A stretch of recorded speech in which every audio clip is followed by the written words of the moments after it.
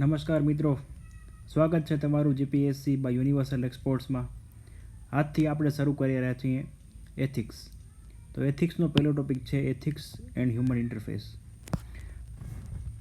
આ વિડીયો થોડો લાંબો હશે અને આપણે બને એટલી વિસ્તારમાં ચર્ચા કરશું. તો શરૂઆત કરીએ. એથિક્સ ભાગ છે GS2નું, જેમાં પબ્લિક એડમિનિસ્ટ્રેશન અને ઇન્ડિયન પોલિટી સામેલ છે. તો determination of what is right and wrong, એટલે કે સત્ય અને અસત્ય વચ્ચે નહીં, પરંતુ ઉચિત અને અનુચિત. કોઈ પણ વ્યવહાર છે, કોઈ પણ બિહેવિયર છે, એ ઉચિત અથવા અનુચિત છે એ નક્કી કરે એને કહેવાય નીતિશાસ્ત્ર અથવા ethics. The task is complicated by the fact that criteria of judging what is right or wrong, કે ઉચિત અને અનુચિત અથવા સત્ય અસત્ય is neither absolute nor universal but variable depending upon person, place and time. કે એના વિશે કોઈ એબ્સોલ્યુટ સ્કેલ નથી અથવા એ નિરપેક્ષ નથી અને એ સાર્વત્રિક એટલે યુનિવર્સલ પણ નથી, પરંતુ પર્સન, પ્લેસ અને ટાઈમ, જેમ કે સ્પેસ, ટાઈમ અને પર્સન, વ્યક્તિ, સમય અને સ્થાન, એ ત્રણને ધ્યાનમાં રાખીને કોઈ વસ્તુ ઉચિત છે કે અનુચિત એનો નિર્ણય કરવામાં આવતો હોય છે. તો અહીંયા અમુક એથિક્સના બીજા કન્સેપ્ટ છે જે આપણે જોશું, જે આપણા સિલેબસને લગતા છે અને જનરલી આપણે સિલેબસને ફોલો કરવાનો પ્રયત્ન કરશું. કે 2 aspects of human nature, higher self અને લોઅર સેલ્ફ. હાયર સેલ્ફ એટલે કે જ્યારે તમે પરોપકારી જીવન જીવતા હો, જેવી રીતે કહેવાય કે પરદુખ ભંજક રાજા વિક્રમ. તો રાજા વિક્રમે પોતાનું જીવન બીજા માટે જીવ્યું, અથવા તો એણે બીજા લોકોના દુઃખનું હરણ કર્યું. કે જ્યારે તમે પોતાનો અવાજ સાંભળતા હો, કોઈ એક સામાન્ય માણસ છે, નાનો માણસ છે, ચાની લારી કાઢે છે, પણ એ પોતાના આદર્શ પ્રમાણે જીવે છે, પોતાના આત્માનો અવાજ સાંભળે છે, તો એ હાયર સેલ્ફ છે. ટૂંકમાં એનું જીવન સુખી છે. એ સમાજને પણ એટલું જ ધ્યાન આપે છે, પોતાના જીવનમાં પણ એટલું જ ધ્યાન આપે છે. બીજું છે લોઅર સેલ્ફ. લોઅર સેલ્ફ એટલે when you live for your pleasure, your happiness etcetera. આને બીજી ભાષામાં હેડોનિઝમ પણ કહેવાય છે. કે જ્યારે તમે ફક્ત અને ફક્ત તમારી ખુશી માટે જીવતા હો, જેને આપણા પુરાણોમાં આસુરી વૃત્તિ કહેવામાં આવી છે. અસુર હોય, આખો દિવસ મદિરાનું પાન કરે અને પોતાના કામમાં જ રચ્યા પચ્યા હોય, એને ફક્ત અને ફક્ત જે મટીરિયલિસ્ટિક પ્લેઝર છે એમને જ જોઈતી હોય, તો એઓ લોઅર સેલ્ફમાં જીવી રહ્યા છે. આગળ વધીએ. સોર્સ ઓફ એથિક્સ, કે એથિક્સનું ઉદ્ભવ સ્થાન ક્યાંથી છે. Historically ethicality of human actions were divided based on religious standards. મિત્રો, રિલિજિયસ સ્ટાન્ડર્ડ્સ આજે પણ આપણા એથિક્સને ઘણા અંશે ઇફેક્ટ કરે છે. Religious text and other religious institutions decided the rightness and wrong. જેમ કે જૈન ધર્મ છે તો કે અહિંસા. અહિંસા એમના માટે વર્ચ્યુ છે, જ્યારે હિંસા એમના માટે વાઇસ છે. એવી જ રીતે ઇસ્લામમાં વ્યાજને હરામ ગણવામાં આવ્યું છે, દારૂને હરામ ગણવામાં આવ્યો છે. હિન્દુ ધર્મમાં ગૌ હત્યાને વર્જિત ગણવામાં આવી છે. તો એ રીતે ધર્મ છે એ આપણા રાઇટ અને રોંગ વચ્ચે ડિસાઇડ કરતો હોય છે. મોડર્ન ટાઈમ્સ, આધુનિક સમયમાં જ્યુડિશિયરી, કોન્સ્ટિટ્યુશન અને લો, જો કે લો એ આ બેનું જ એક ઇફેક્ટ છે, તો તેઓ પણ નક્કી કરતા હોય છે. જેમ કે જ્યુડિશિયરી હમણાં સ્ટ્રે ડોગ એટલે કે રસ્તે રખડતા કૂતરાઓ પર જજમેન્ટ આપેલું હતું. જલીકટ્ટુ એટલે કે પ્રાણીઓ પર અત્યાચાર થાય તેના પર જજમેન્ટ આપેલું હતું. Rain Basera night shelters, right of undertrials એટલે કે જેઓ હજી દોષી પુરવાર નથી થયા પણ જેઓ હજી આરોપિત છે તેમના પણ અમુક હકો છે. તો તે હકને આપણે જો એપ્રિશિએટ કરીએ તો એ એથિકલ બિહેવિયર છે.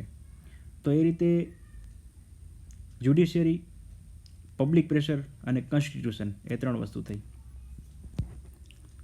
ત્રીજી વસ્તુ છે કોડ ઓફ એથિક્સ અને code of conduct. Code of એથિક્સમાં એક પર્ટિક્યુલર કંપની પોતાનો કોડ નક્કી કરતી હોય છે. જેમ કે રિલાયન્સ કંપની છે તો તેમના એમ્પ્લોયીએ હંમેશા સત્ય બોલવું, આ એક ઉદાહરણ છે. તો એ એક કોડ ઓફ એથિક્સનું એક્ઝામ્પલ છે. તેવી રીતે કલ્ચર એન્ડ ટ્રેડિશન, જે આપણે રિલિજનથી મિક્સ કરી શકીએ છીએ. ત્યારબાદ છે ફેમિલી અને ફ્રેન્ડ્સ, કે આપણું સોસાયટલ સેટઅપ કયા પ્રકારનું છે. માની લો કે આપણે ચોર અથવા તો બુટલેગરના પરિવારમાંથી આવતા હોઈએ તો ચોરી કરવી, દારૂ વેચવો એ આપણા માટે અત્યંત સામાન્ય છે. બની શકે આપણે કોઈ અણિશુદ્ધ ધાર્મિક ઘરમાંથી આવતા હોઈએ અથવા તો કોઈ અત્યંત રૂઢિચુસ્ત કુટુંબમાંથી આવતા હોઈએ તો ઘણી બધી વસ્તુઓ આપણા માટે વર્જિત હોય છે. એવી રીતે સ્કૂલ્સ અને કોલેજ કે જ્યાં બાળકને એજ્યુકેશન મળે છે અને ત્યાં મારું તો એવું માનવું છે કે એજ્યુકેશન અને કોલેજ એ જ એવી વસ્તુ છે કે જ્યાં એટલીસ્ટ 60% સંસ્કારો આપણા ત્યાંથી ઉદ્ભવે છે. રેશનલ થિંકિંગ, માણસનું વાંચન કેટલું છે, માણસ કેટલું વિચારે છે, કેટલું કન્ટેમ્પલેટ અને ઇન્ટ્રોસ્પેક્ટ કરે છે. રેશનલ થિંકિંગ અગેન એથિક્સનો એક સોર્સ છે. અને પર્સનલ એક્સપિરિયન્સ, આનાથી ઉપર તો કોઈ શિક્ષક હોઈ જ ન શકે, એટલે આના વિશે વધારે કોઈ કહેવાની જરૂર નથી. અનુભવ એ જ શ્રેષ્ઠ શિક્ષક. બરાબર. તો મિત્રો, આ આપણે જોયા એથિક્સના સોર્સ, કે નીતિમત્તા અથવા એથિક્સ શામાંથી ઉદ્ભવે છે. આગળ ચાલીએ. ગુડ વર્સિસ એવિલ, જેમ કે ઉચિત અને અનુચિત અથવા સારું અને ખરાબ, દે આર કોમ્પ્લિમેન્ટરી એટલે કે એકની સામે બીજું હોવું જ જોઈએ. They are relative. અહીંયા હું એક નાનકડી વસ્તુ કહેવા માંગીશ કે everything is relative. No one is absolutely good or evil. ઘણીવાર આપણે કહેતા હોઈએ છે ને કે 2 પાર્ટી છે પોલિટિકલ પાર્ટી, રૂલિંગ પાર્ટી અને ઓપોઝિશન. માની લો કે આપણે રૂલિંગ પાર્ટી આપણે એમ કહીએ છીએ કરપ્ટ છે, તો એનો મતલબ એમ નથી કે ઓપોઝિશન છે એ નોન કરપ્ટ છે. આ લોકો પણ કરપ્ટ છે, પણ આ થોડા ઓછા કરપ્ટ છે. તો આની સાપેક્ષમાં તો આ ઓછા કરપ્ટ થયા, એટલે દે આર રિલેટિવ. કે એબ્સોલ્યુટલી કોઈ કરપ્ટ નથી અથવા એબ્સોલ્યુટલી કોઈ નોન કરપ્ટ નથી. They are subjective. સબ્જેક્ટિવ એટલે મારા માટે જે સારું છે એ તમારા માટે ખરાબ પણ હોઈ શકે.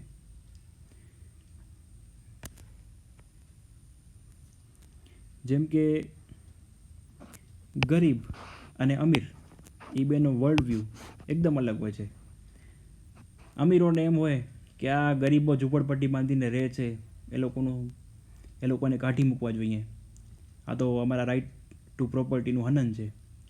ગરીબોને એવું લાગે કે આ લોકો આટલા બધા પૈસા એકત્રિત કરી રહ્યા છે, આ લોકોના બધા પૈસા લઈ અને ગરીબોમાં વેચી દેવા જોઈએ, કેમ કે અલ્ટિમેટલી આપણું સ્ટેટ એક વેલફેર સ્ટેટ છે. પછી પાવરફુલ માણસ કોઈ હોય તો એનો કન્સેપ્ટ ગુડ અને એવિલનું ડિફરન્ટ હોય દેન પાવરલેસ વન. એજ્યુકેટેડ અને અનએજ્યુકેટેડ એ બેનો વર્લ્ડ વ્યૂ પણ ડિફરન્ટ હોય છે. ત્રીજું છે સર્કમસ્ટાન્સીસ. માણસો અલગ અલગ પરિસ્થિતિમાં અલગ અલગ નિર્ણય લેતા હોય છે. જેમ કે એક્સ અને વાય બે અલગ અલગ સેટઅપ છે. એક જગ્યાએ ડુક્કરને મારવા લીગલ છે, બીજી જગ્યાએ ડુક્કરને મારવા ઇલીગલ છે. આપણે ગુજરાતમાં ફક્ત વેજ ખાઈએ છીએ અને કૂતરાને પાળીએ છીએ, નાગાલેન્ડમાં લોકો કૂતરાનું માંસ ખાય છે. તો આપણે તો એમ જ વિચારીએ કે ભાઈ કૂતરાનું માંસ થોડી ખવાય, એ તો બહુ ખરાબ વસ્તુ છે. કૂતરો તો આપણો વફાદાર મિત્ર છે. નાગાલેન્ડના માણસો માટે એમનો ખોરાક છે. કૂતરા એમના માટે ડેલિકેસી છે. તો અલગ અલગ સર્કમસ્ટાન્સીસમાં અલગ અલગ એથિક્સ હોઈ શકે. અને મિત્રો, જેમ આપણે વાત થયેલી, આ એક અહીંયા સારી લાઈન છે, every saint has a past and every sinner has a future. દરેક સંતનો એક ભૂતકાળ છે અને દરેક પાપીનું એક ભવિષ્ય છે. આ લાઈનનો મતલબ એ છે કે કોઈ જજમેન્ટ લેતા પહેલાં તેની પાછળ પોટેન્શિયલ રહેલું છે.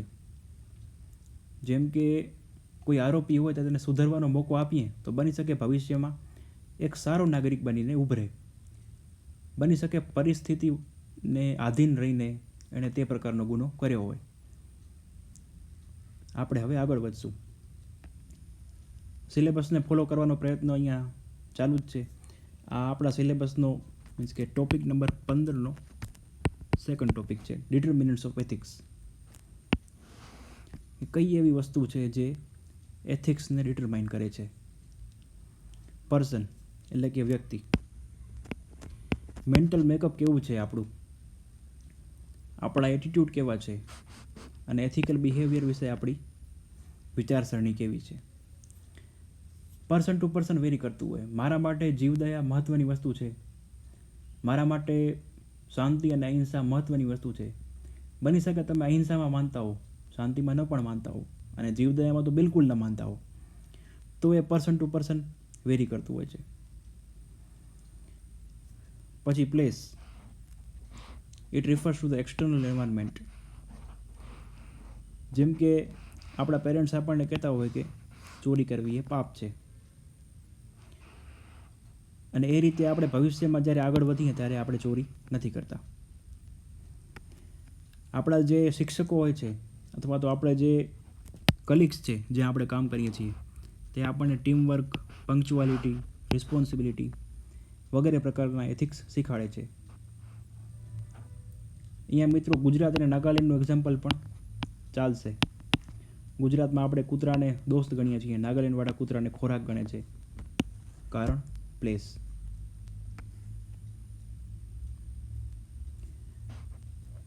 ત્રીજું છે time.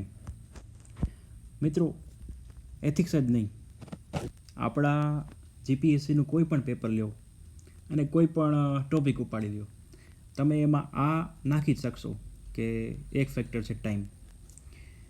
Different individuals, societies and culture have different set of moral codes at different times. તમે કદાચ પ્રાચીન ભારત વાંચેલું હોય કે પહેલાં એક હતું ગોઘ્ન, એટલે કે ગાયની હત્યા. ગોઘ્ન કરી અને યજ્ઞમાં તેને હોમવામાં આવતી. અને અતિથિ માટે એક સ્પેશિયલ શબ્દ હતો જે મને અત્યારે યાદ નથી આવતો, પણ ઇંગ્લિશમાં જેનો વર્ડ છે one that has to be fed on cattle. કે ટૂંકમાં જે ગાય ખાઈને જેને ગાય ખવડાવવામાં આવશે. પણ આજે હિન્દુ ધર્મમાં ગાયની હત્યા વર્જિત છે. કારણ તો કે એક સમય પછી એગ્રીકલ્ચર ઇકોનોમીનો ઉદય થયો. ખેતીવાડી જેને કહેવાય કે સેટલડ એગ્રીકલ્ચર ચાલુ થયું. હવે જો આપણે ગાયની હત્યા કરતા રહીએ તો પછી એગ્રીકલ્ચરમાં બળદ ક્યાંથી લાવવા? તો પછી ધર્મ અને સિચ્યુએશન બંને કમ્બાઈન થઈને એવું એથિક્સ બનાવ્યું કે ભાઈ હવે ગાયની હત્યા વર્જિત છે. હિન્દુ ધર્મમાં ગાયની હત્યા હવે કરવી નહીં. તો ડિફરન્ટ ટાઈમ્સમાં એક સોસાયટીના ડિફરન્ટ વ્યૂઝ હોઈ શકે છે. આ અમેરિકાનું ઉદાહરણ છે કે it was once considered ethical to own a slave but today such a practice is અનએથિકલ. પહેલાં ગુલામ રાખવા બસ સામાન્ય વસ્તુ હતી, ભાઈ 3-4 ગુલામ તો હોવા જ જોઈએ, પણ હવે એ નથી. સતી પ્રથા છે. પહેલાં સતી પ્રથા, બહુપત્નીત્વ બધું સામાન્ય હતું, પણ હવે આપણે એને રોંગ ગણીએ છીએ. તો એનું કારણ છે સમય. પછી છે ઓબ્જેક્ટ. ઓબ્જેક્ટ એટલે કે આપણો ઉદ્દેશ શું છે. ઘણીવાર એવું થાય કે આપણા ખોટા બોલવાથી અથવા તો આપણું મેનિપ્યુલેશન કરવાથી કોઈ વ્યક્તિનું હિત થતું હોય. એક ક્લાસિક વાર્તા છે કે પોલીસ છે બંદૂક લઈને એક માણસની પાછળ પડી છે અને એક માણસ, એ જે માણસ છે એ ભીતની પાછળ સંતાઈ જાય છે અને અહીંયા હું અને તમે બંને જણા ઊભા છીએ. પોલીસના હાથમાં બંદૂક છે અને નક્કી જ છે કે એ પહેલાંને મારી જ નાખશે, બરાબર. એ આપણા બંનેને પૂછે છે કે ભાઈ ક્યાં ગયો. હવે આપણા મનમાં ડાઉટ જાય છે કે જો અમે કહેશું કે આ ભાઈ પાછળ ગયો તો આને મારી નાખશે અને ગુનેગાર છે કે નહીં એ આપણને ખબર નથી. હવે બની શકે કે પોલીસ સાચી પણ હોય અને પોલીસ ખોટી પણ હોય, પણ આપણને ખબર છે કે ના આ ગુનેગાર છે જ અને આપણે સાચું બોલીએ તો વાંધો નહીં. પણ કોઈ બીજું ઉદાહરણ હોય અને બની શકે કે આપણા સત્ય બોલવાથી સામેવાળી વ્યક્તિનું નુકસાન જાય એમ હોય, તો ફોર લાર્જર ગુડ આપણે અસત્ય પણ બોલી શકીએ છીએ કેમ કે આપણો ઓબ્જેક્ટ પ્યોર છે. સર્કમસ્ટાન્સીસ. ચોરી કરવી બરાબર નથી, ટેકન, કે સ્ટીલિંગ ઇઝ અનએથિકલ. પણ કોઈ ગરીબ માણસ છે અને રોટલીની ચોરી કરે છે અથવા ધાનની ચોરી કરે છે તો એની અનએથિકાલિટી એટલે કે એનું જે એક્શન છે તેની એથિકલનેસ વધી જાય છે. કેમ કે સૌથી પહેલાં દોસ્તો ભૂખ છે, નીતિમત્તા એના પછી આવે છે. કેમ કે ફૂડ, ક્લોથ અને શેલ્ટર એ 3 બેઝિક નીડ છે. એ હોય પછી જ આપણે આગળ વધી શકીએ. આપણા ગુજરાતીમાં કહેવત છે ને કે ભૂખ્યા પેટે ભજન ન થાય. એટલે ભજન કરવા હોય, તમારે સ્પિરિચ્યુઅલિટી ગેઇન કરવી હોય તો એના માટે પેટ ભરેલું હોવું અત્યંત આવશ્યક છે. તો આ કેસમાં જે ગરીબ માણસ ચોરી કરે છે એ જસ્ટિફાઈડ છે. ને એન્ડ પર્પસ. મિત્રો આનું આપણે એક ડિટેલમાં ડિસ્કશન કરશું.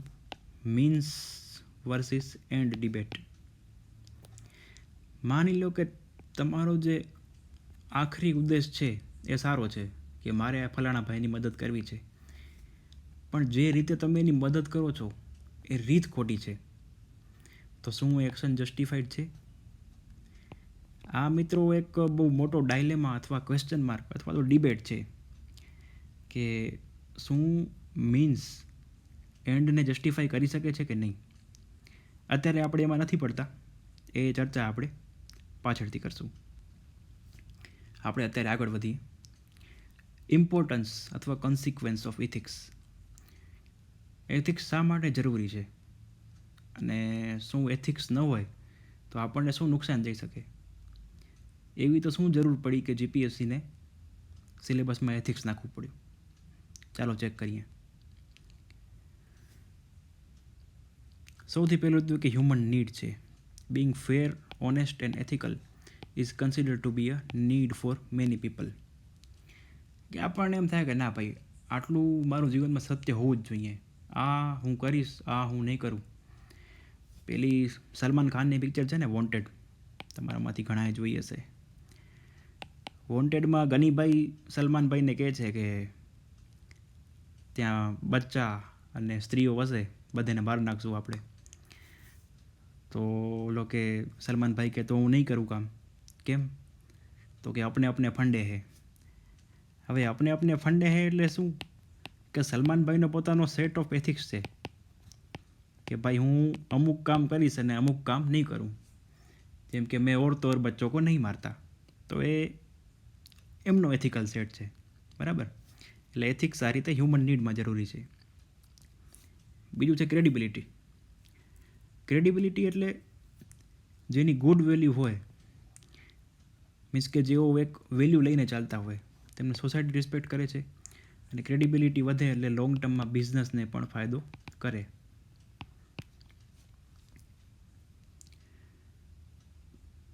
અમુક કંપનીઓ વેલ્યુ માટે જાણીતી હોય કે તેઓ પોતાની વેલ્યુઝ, કોર વેલ્યુઝ જેને એ લોકો કહેતા હોય, તેનામાં એકદમ ફર્મ હોય. અને અમુક કંપનીઓ મારા કે તમારા જેવા માણસ ચલાવતા હોય. ક્લિયર ઉદાહરણ લઈએ કે એક બાજુ છે ટાટા, બરાબર, બીજી બાજુ છે અનિલ ધીરુભાઈ અંબાણી ગ્રુપ. ટાટા છે એ નોર્મલી તમે એમ બોલો ને કે ટાટા એટલે ખાનદાની બિઝનેસમેનની છાપ તમારા મનમાં ઊભી થાય કે ભાઈ પબ્લિક વેલફેર, લેબર વેલફેર, દેશ માટે કોઈ પણ જાતનું કામ હોય તો એ કરી છૂટે. તો એ જે ટાટા એટલે થોડું પોઝિટિવિટી આપણા મનમાં આવે. અને જ્યારથી રાફેલ ડીલ થઈ છે, અનિલ ધીરુભાઈ અંબાણી ગ્રુપનું નામ પડે એટલે થોડી નેગેટિવિટી આવી જાય મનમાં કે ક્યાંક ને ક્યાંક આની મિલીભગતથી બની શકે દેશને નુકસાન ગયું હોય. આ એબ્સોલ્યુટ નથી. અનિલ ધીરુભાઈ અંબાણીની કંપની કદાચ એથિકલી બહુ આગળ હોય ટાટા કરતાં, એવું બની શકે. પણ પરસેપ્શન લોકોના મનમાં કેવું છે, પાછું કેવું છે કે આ મારું પર્સનલ પરસેપ્શન છે, બરાબર. તમારું પર્સનલ પરસેપ્શન આ હોવું એ જરૂરી નથી, પણ મારી નજરમાં ક્રેડિબિલિટી ટાટાની વધારે છે, અનિલ ધીરુભાઈની ઓછી છે. તો એ રીતે ક્રેડિબિલિટી, જો વેલ્યુ સારી હોય તો ક્રેડિબિલિટી તમારી વધશે.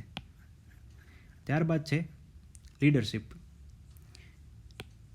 કોઈ આપણા બોસ હોય અથવા તો કોઈ પેરેન્ટ કંપની હોય જેમની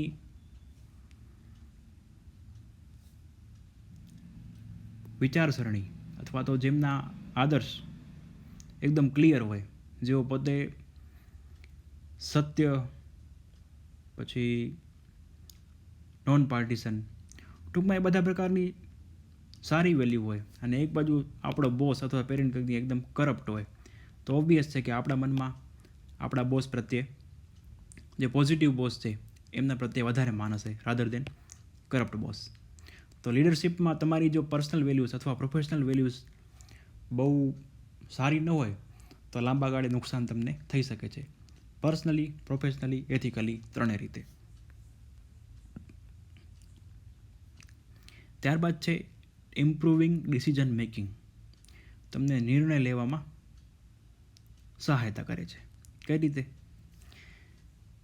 બે પ્રકારના સેટ હોય, બરાબર, અનસસ્ટેનેબલ અને સસ્ટેનેબલ, ઇક્વિટેબલ, નોન ઇક્વિટેબલ, ફેર અને અનફેર, જસ્ટ અને અનજસ્ટ. આપણે માની લો કે રાજકોટમાં 400 એકર જમીન લેવાની છે, અને આ જમીન ઉપર વર્ષોથી કોઈ સ્પેસિફિક ભગવાન છે એમના મંદિરની આ જમીન છે, અથવા તો ઘણા બધા લોકોની આસ્થા એ મંદિર સાથે જોડાયેલી છે. તો આપણે પ્રયત્ન એવો કરવો જોઈએ કે તેમની આસ્થાને ઠેસ ન પહોંચે. તો એક સસ્ટેનેબલ સોલ્યુશન થયું, એક ફેર અને જસ્ટ સોલ્યુશન થયું. પણ આપણે એમ નીકળીએ કે ના, ગમે થાય મારે તો ભાઈ આ જ લેન્ડ જોઈએ, આની નીચે જ મને મિનરલ જોઈએ છે, તો બની શકે તમે એ લેન્ડ લઈ લ્યો, પણ લોકોના મનમાં તમારા પ્રત્યે ખટાશ ઊભી થઈ જાય અને તમને ડિસિઝન તમે પ્યોરલી બિઝનેસ પર્પઝથી લીધેલું કહેવાય, તમે એથિક્સને ઓવરરૂલ કર્યા છે એવું સાબિત થાય આમાં. તો જે ડિસિઝન મેકિંગની પ્રોસેસ છે એ ઇમ્પ્રૂવ થશે. ત્યારબાદ છે long term gains. Ethical companies R profitable in long term run. Example Tata, જેમ આપણે વાત થઈ ગઈ.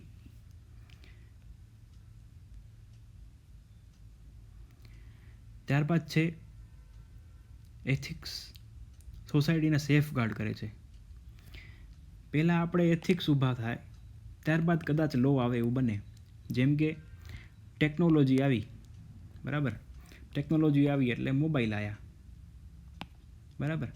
હવે નોર્મલી આપણે એવું બિલીવ કરીએ કે એથિકલ ડાયમેન્શન જો ચેક કરીએ તો કોઈનો ફોન આપણે જોવાય નહીં, બીજા કોઈ અનનોન નંબરને ફોન કરીને હેરાન કરાય નહીં, કોઈ ઉપર કોઈની પરમિશન વગર કોઈનો ફોટો પડાય નહીં, બરાબર. આ આપણે એક નવો સેટ ઊભો કર્યો એથિક્સનો કે ભાઈ આને ચાલો કે આજથી ભાઈ જીપીએસસીમાં યુનિવર્સલ એક્સપોર્ટ્સ દ્વારા નવી ચોપડી બહાર પાડી, મોબાઈલ એથિક્સ, કે મોબાઈલ વાપરતા હો ત્યારે કયા કયા એથિકલ પોઈન્ટ્સનું ધ્યાન રાખવાનું, બરાબર. હવે આ મોબાઈલ આવ્યા, હવે પછી કદાચ લો આવે કે ભાઈ આઈટી એક્ટ 2000ને આપણે અમેન્ડ કરીએ છીએ અને હવેથી આ પ્રકારે કરવું એ ગુનો ગણાશે. તો માની લો કે આ કદાચ કાયદામાં સુધારો ના આવ્યો હોત તો પણ સોસાયટીને એથિક્સે સેફગાર્ડ કરી હોત કે જે 10-12% માણસો માનતા હોય કે ના આવું કરવું ખોટું છે તે લોકો માટે મીન્સ કે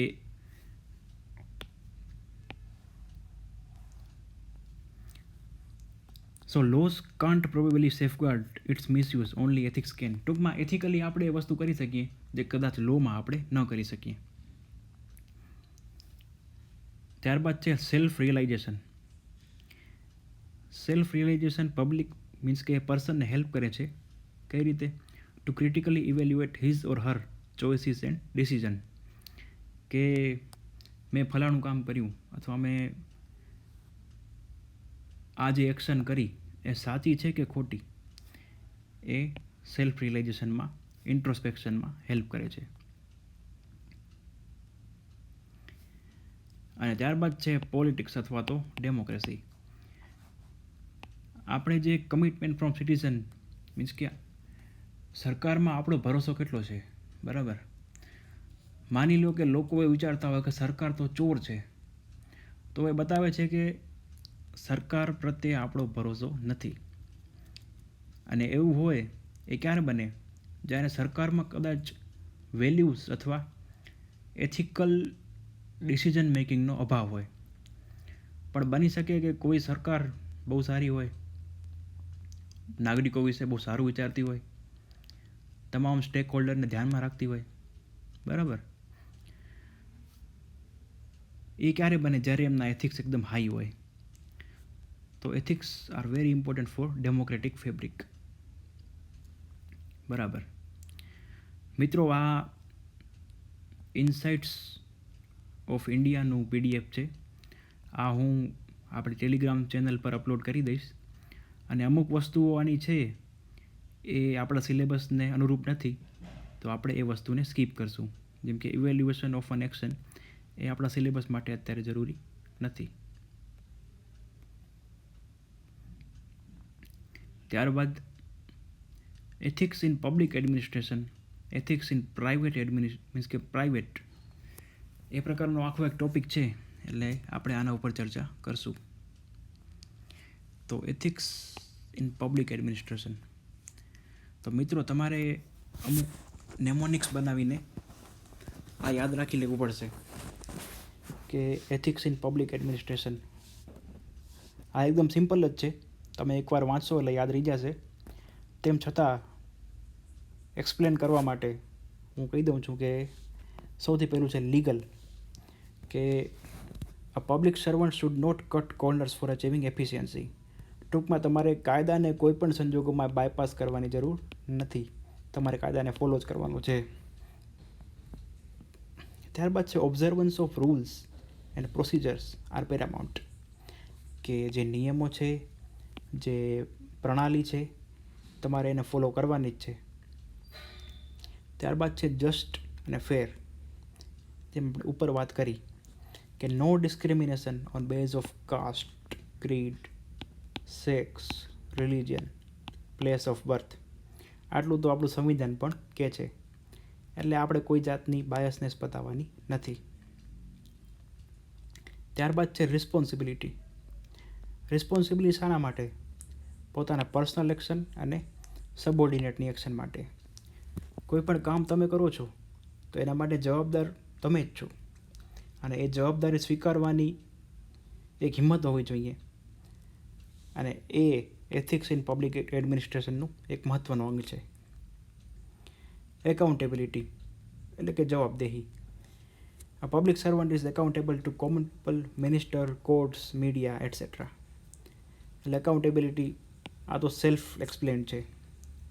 કમિટમેન્ટ કે ભાઈ કોઈ પણ સરકારી નોકર છે એ બીજો કોઈ ધંધો અથવા તો બીજું કોઈ એવો બિઝનેસ નહીં કરે જેના થકી સરકારના હિતને નુકસાન પહોંચતું હોય.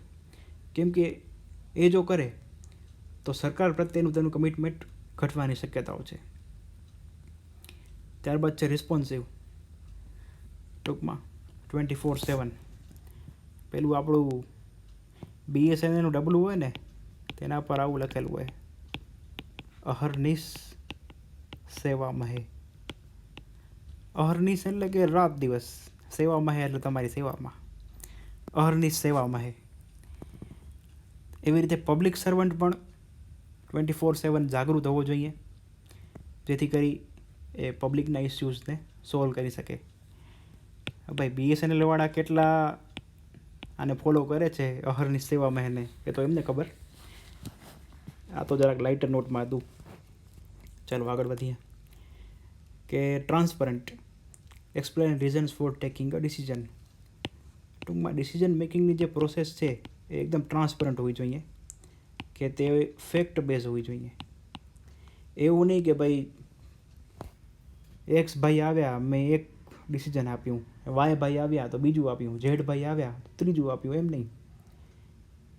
કયા આધારે મેં આ કર્યું અને શું દરેક વખતે મેં જે પ્રોસેસ ફોલો કરી છે એ બરાબર છે કે નહીં. બરાબર, એ છે ટ્રાન્સપરન્સી. ત્યારબાદ છે ઇન્ટેગ્રિટી. ઇન્ટેગ્રિટી એટલે he must not follow corrupt practices nor allow subordinate to do the same. કે કોઈ જાતનો ભ્રષ્ટાચાર ન કરે, પ્લસ પોતાની ઓફિસમાં જો ભ્રષ્ટાચાર થતો હોય તો એને રોકે. ત્યારબાદ છે moral conduct. Maintain highest level of moral conduct in personal and professional life.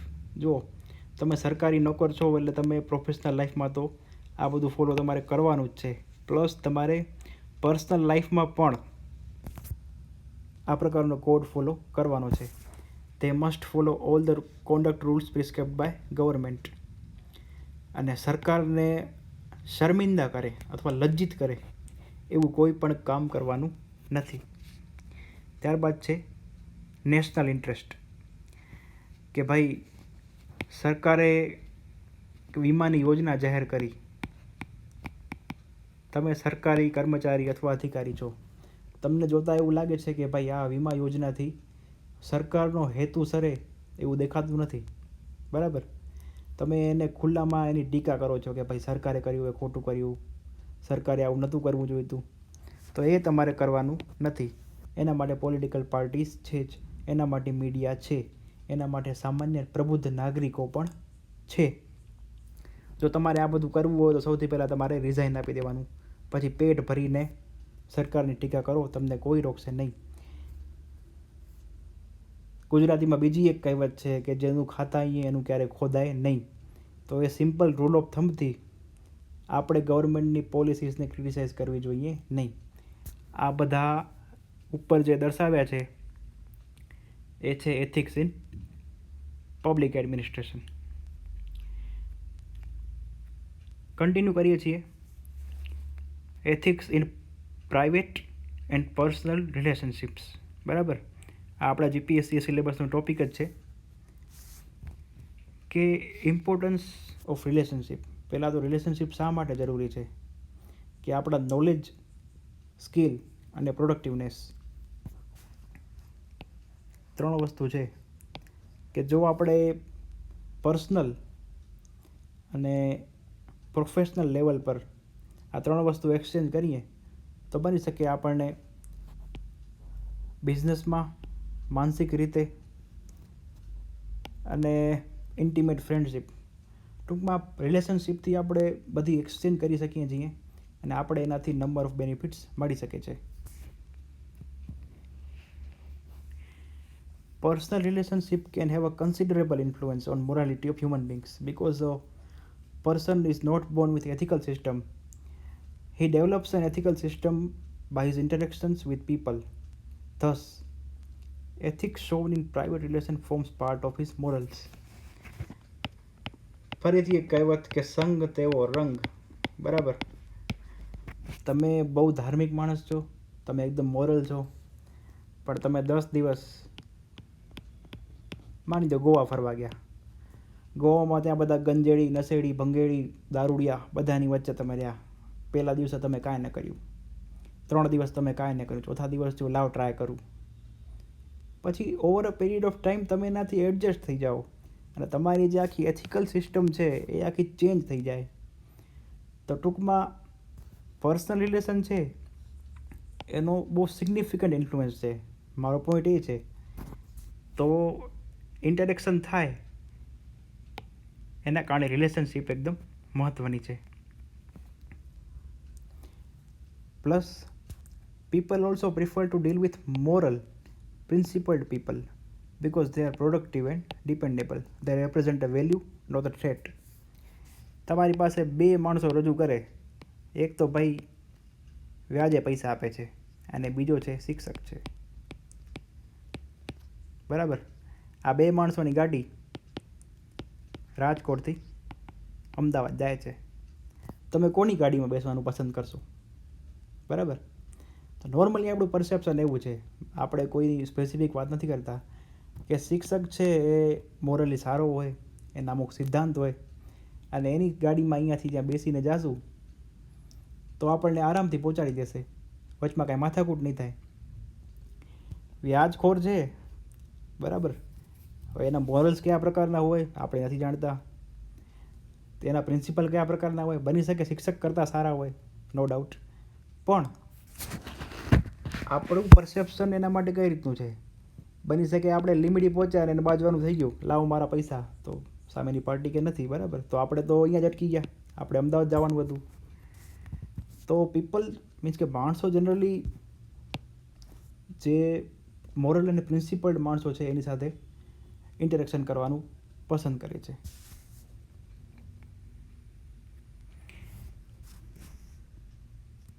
અને એક અહીંયા ગોલ્ડન રૂલ નિયમ નંબર 4માં કે never should a personal relation be mixed with public relation. This may leads to nepotism, partiality and corruption. કે public relation અને personal રિલેશનનો જ્યારે સવાલ આવે જીપીએસસીમાં ત્યારે આપણે આ વસ્તુ તો લખી જ દેવાની કે ઘણીવાર એવું બનતું હોય કે ગવર્મેન્ટ સર્વન્ટ હોય એ ક્લોઝલી કામ કરતા હોય, જેમ કે ટેક્સેશન ઓફિશિયલ છે, તેમને બધા ફાઇનાન્સની ઇન એન્ડ આઉટ ખબર હોય, બરાબર. તો કન્ટિન્યુઅસલી કામ કરતાં કરતાં બની શકે કે રેપો ડેવલપ થઈ જાય. તમારી ઓફિસમાં ભીખાભાઈ રોજ આવતા હોય, તમે ભીખાભાઈને ઓળખવા માંડો, બરાબર. બની શકે પછી તમારા ફાઇનાન્શિયલ રિલેશનશિપ ડેવલપ થાય. તો તમે એ પર્સનલ અને પબ્લિક રિલેશન મિક્સ કર્યા, બરાબર. ભીખાભાઈ તો તમારી ઓફિસમાં કામથી આવતા હતા, એના કારણે શું થયું? નેપોટિઝમ થયું, પાર્શિયાલિટી થઈ અને કરપ્શન થયું. તો એ આપણે કરવાનું નથી. એટલે કે નેવર એવર. આ તો એથિક્સમાં નહીં, હું તમને નોર્મલ વાત પણ કહું છું કે ક્યારે બે વસ્તુ મિક્સ ન કરવાની, બાકી બહુ હેરાન થઈએ, બરાબર. ચાલીએ આગળ કે પબ્લિક અને પ્રાઇવેટ રિલેશનશિપમાં શું ફરક છે. પ્રાઇવેટ રિલેશનશિપમાં આપણે ઇન્ટિમસી, લોયલ્ટી, લવ, અફેક્શન એ બધું હોય છે, અને પબ્લિક રિલેશનશિપમાં આપણે રિસ્પેક્ટ, અટેન્શન, પાવર, ઓથોરિટી અને મટીરિયલિસ્ટિક બેનિફિટ્સ મળતા હોય છે. આ મિત્રો મહેરબાની કરીને એક્ઝામમાં લખતા નહીં, ખાલી આટલું જ લખજો, રિસ્પેક્ટ, અટેન્શન, પાવર અને ઓથોરિટી. પ્રાઇવેટ રિલેશનશિપમાં જનરલી આપણે આપણા જેવા માણસોને જ ગોતતા અહીંયા, જેમ કહેવાય ને કે લાઇક ડિઝોલ્વ્સ લાઇક, કે જેને જેમ્સ બોન્ડ પસંદ હોય એ જનરલી એવાથી મિત્રતા કરવાનું પસંદ કરશે કે જેને જેમ્સ બોન્ડ પસંદ હોય. પણ પબ્લિક રિલેશનશિપમાં એવું નથી.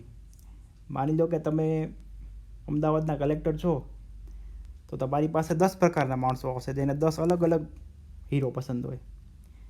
તો એવું નથી કે તમે ભાઈ જેમ્સ બોન્ડ તમને નથી ગમતો એટલે હું તમારી જમીન પાસ નહીં કરું, ના. તમારે બધાને સાંભળવાના છે અને કેસના મેરિટ પર તેનો નિકાલ કરવાનો છે. પ્રાઇવેટમાં એટલે કે પ્રાઇવેટ રિલેશનશિપમાં આપણી ડ્યુટી વોલેન્ટરી છે, સેલ્ફ ઇમ્પોઝ છે અને ઇન્ફોર્મલ છે. જેમ કે રાતના 12 વાગે ફોન આવે કે ભાઈ બાજવાનું તું છે, ટોલ નાકે આવી જા, તો એ તમારી પ્રાઇવેટ રિલેશનશિપ છે, એ તમારા મિત્રોથી તમારા સંબંધ કેવા છે એના પર છે. અને જે પબ્લિક રિલેશનશિપ છે એમાં તમારી ડ્યુટીઝ એક્સટર્નલી ઇમ્પોઝ છે અને ફોર્મલી કોડમાં મેન્શન થયેલી છે. જેમ કે all India civil service rules, corruption, ભ્રષ્ટાચાર નિવારણ અધિનિયમ એટસેટ્રા, કે ભાઈ ફલાણા માણસે હેડક્વાર્ટરમાં હાજર રહેવું જ રહેવું, બરાબર. એ થયું પબ્લિક રિલેશનશિપ. ટૂંકમાં બે અલગ અલગ વસ્તુ છે. અને આપણે સિલેબસનો ટોપિક છે એટલે આપણે ચર્ચા કરીએ કે કઈ રીતે પ્રાઇવેટ અને પબ્લિકનો ક્વેશ્ચન આવે તો એને ટેકલ કરવો.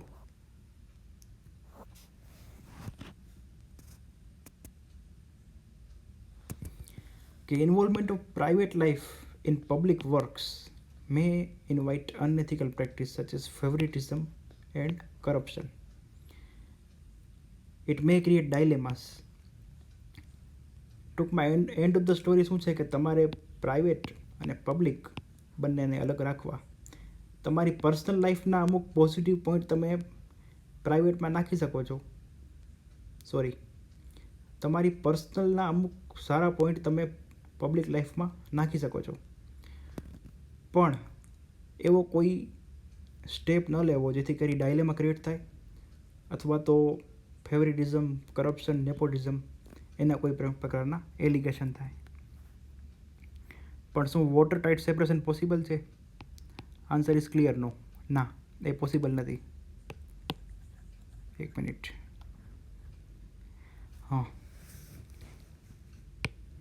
તો શું પર્સનલ અને શું પર્સનલ અને પબ્લિક એ બેને આપણે સેપરેટ કરી શકીએ છીએ? તો આન્સર છે ના.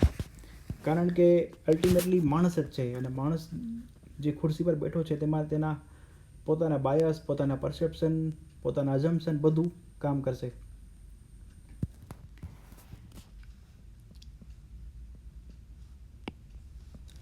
આપણે વાત કરી કે ભાઈ પર્સનલ લાઈફ અફેક્ટ કરે છે. Ethics in private relationship helps in humanizing relation. બરાબર, આ મિત્ર બહુ મસ્ત શબ્દ છે. તમે ગુજરાતીમાં લખતા હો તો પણ આ રીતે કોમા કરી અને હ્યુમનાઇઝિંગ પબ્લિક રિલેશન લખશો એટલે એક્ઝામિનરને મજા આવશે. ત્યારબાદ ઉદાહરણ આપેલું છે કે if someone values honesty in his private life he will most likely two be honest in public life two. બરાબર મિત્રો, તમે બીજી એક વાત અહીંયા નોટ કરજો કે એથિક્સમાં એબ્સોલ્યુટ કાંઈ જ નથી. બરાબર, 1+2 3 થાય, આ મેથ્સમાં થાય. એથિક્સમાં 1+2 એટલે તમારે આમ સ્પેસ મૂકી દેવાની. મને મજા આવે તો 4, તમને મજા આવે 7, ફલાણાભાઈને મજા આવે તો 10. બરાબર, આનો કોઈ એબ્સોલ્યુટ આન્સર ન હોય. પણ આપણે પ્રયત્ન એવો કરવાનો કે એક્ઝામિનરને આપણો આન્સર ગમે. આપણે અત્યારે એથિક્સ પર પીએચડી નથી કરવાની, પણ સિલેબસને ચોંટીને રહેવાનું છે. ઉદાહરણ તરીકે, if a person becomes bankrupt because of his lavish private lifestyle. આપણે દેવાળિયા થઈ જઈએ કે અનડિસ્ચાર્જડ ઇન્સોલ્વન્ટ, then he is automatically ineligible from various constitutional public post in India. કેમ કે આ પ્રકારનો જો માણસ કોઈ હોય જેની પાસે પૈસા નથી, he is more likely to accept bribes.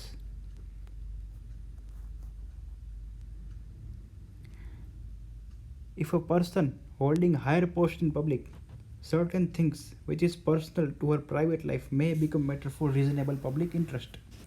ઘણી વાર આવું થાય છે કે જે પબ્લિક ફિગર હોય, બરાબર, માની લો કે આપણા રાષ્ટ્રપતિજી છે, હવે તેઓ તેમની ગરિમા સર્વોચ્ચ છે. બરાબર, હવે પ્રાઇવેટ લાઈફમાં તેમની કોઈ ખરાબ આદત હોય તો જનરલી એ પબ્લિક મેટર બની જતી હોય છે.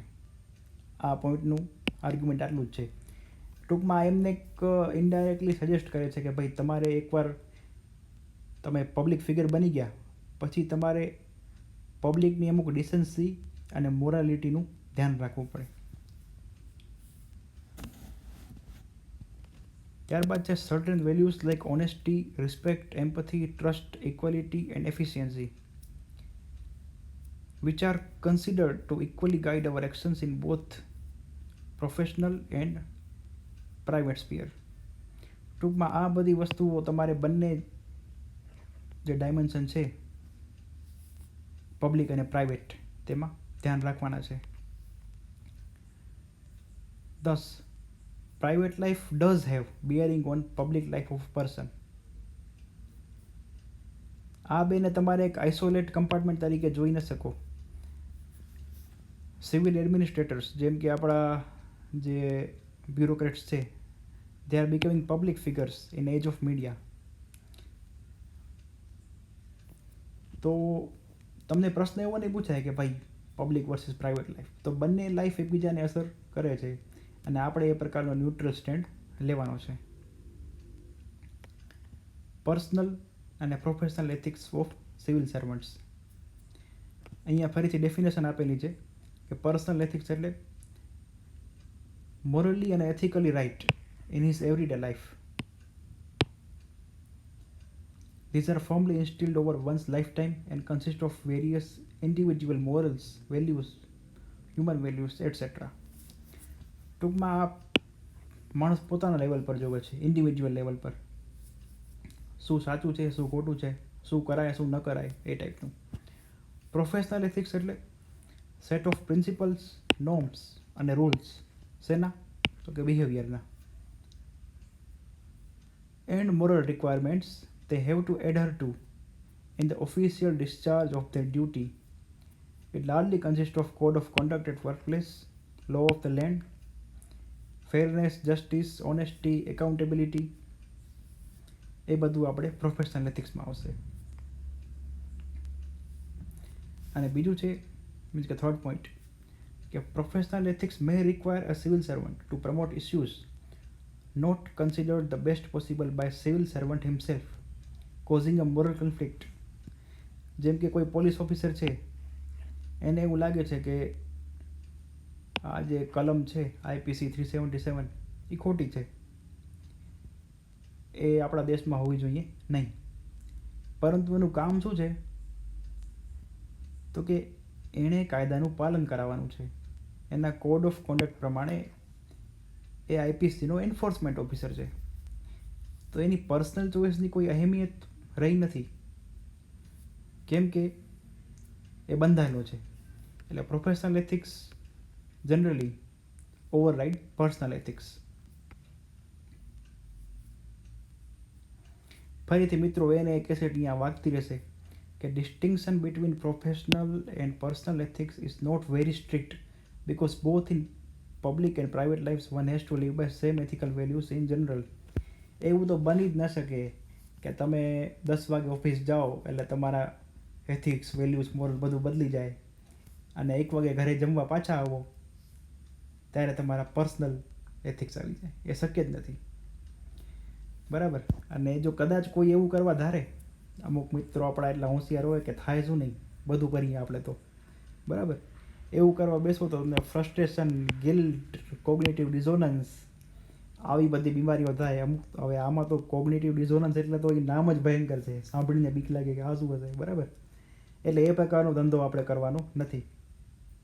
અને they are not ultimately the point which I would like to prove કે ભાઈ બંનેને બ્લેક એન્ડ વ્હાઇટમાં સેપરેટ ન કરી શકાય, કે they are somewhere in grey area,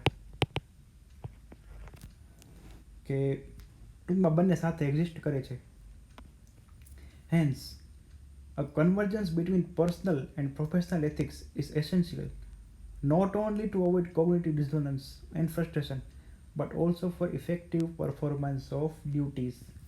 મિત્રો તમે આખો જવાબ લખશો પછી છેલ્લે આવો મસ્ત મધ્યમ માર્ગી એક સેન્ટેન્સ આપી દો એટલે એક્ઝામિનરના મોઢામાં તમે મધ મૂકી હોય એવી એને ફિલિંગ આવે કે વાહ શું જવાબ છે.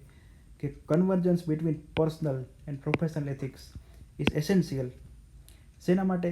કે ખાલી આ કોગ્નિટિવ ડિઝોનન્સ દૂર કરવા માટે નહીં, પણ એ બે વચ્ચે કન્વર્જન્સ હોય તો તમે તમારી ડ્યુટી ઇફેક્ટિવલી પરફોર્મ કરી શકો છો.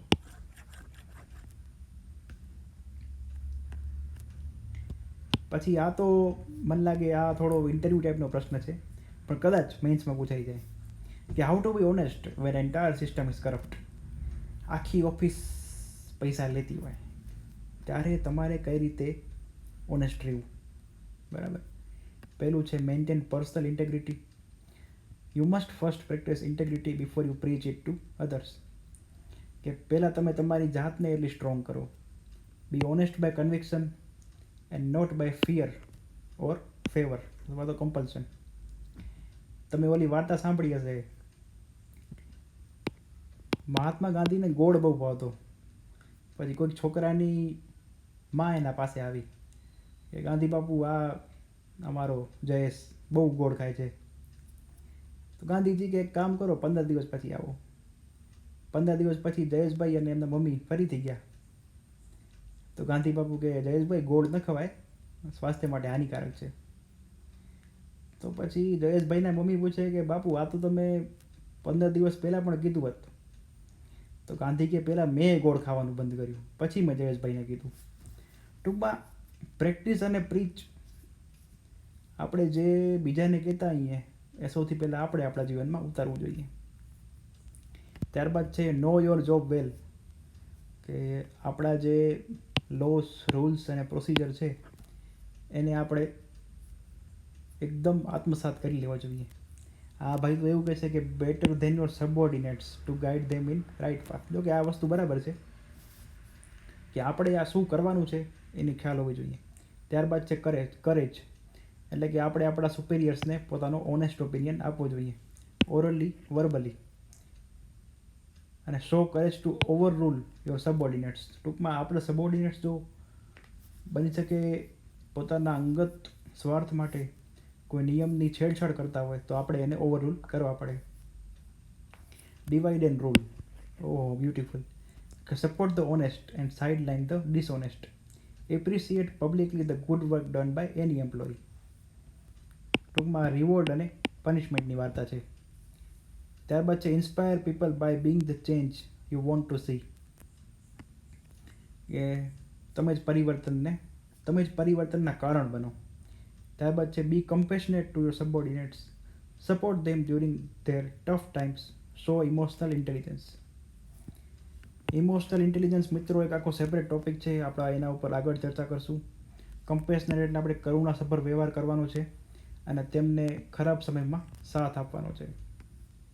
ફોલો ધ લો, વારે વારે ચાલુ છે કે તમારે કાયદાનું પાલન કરવાનું છે.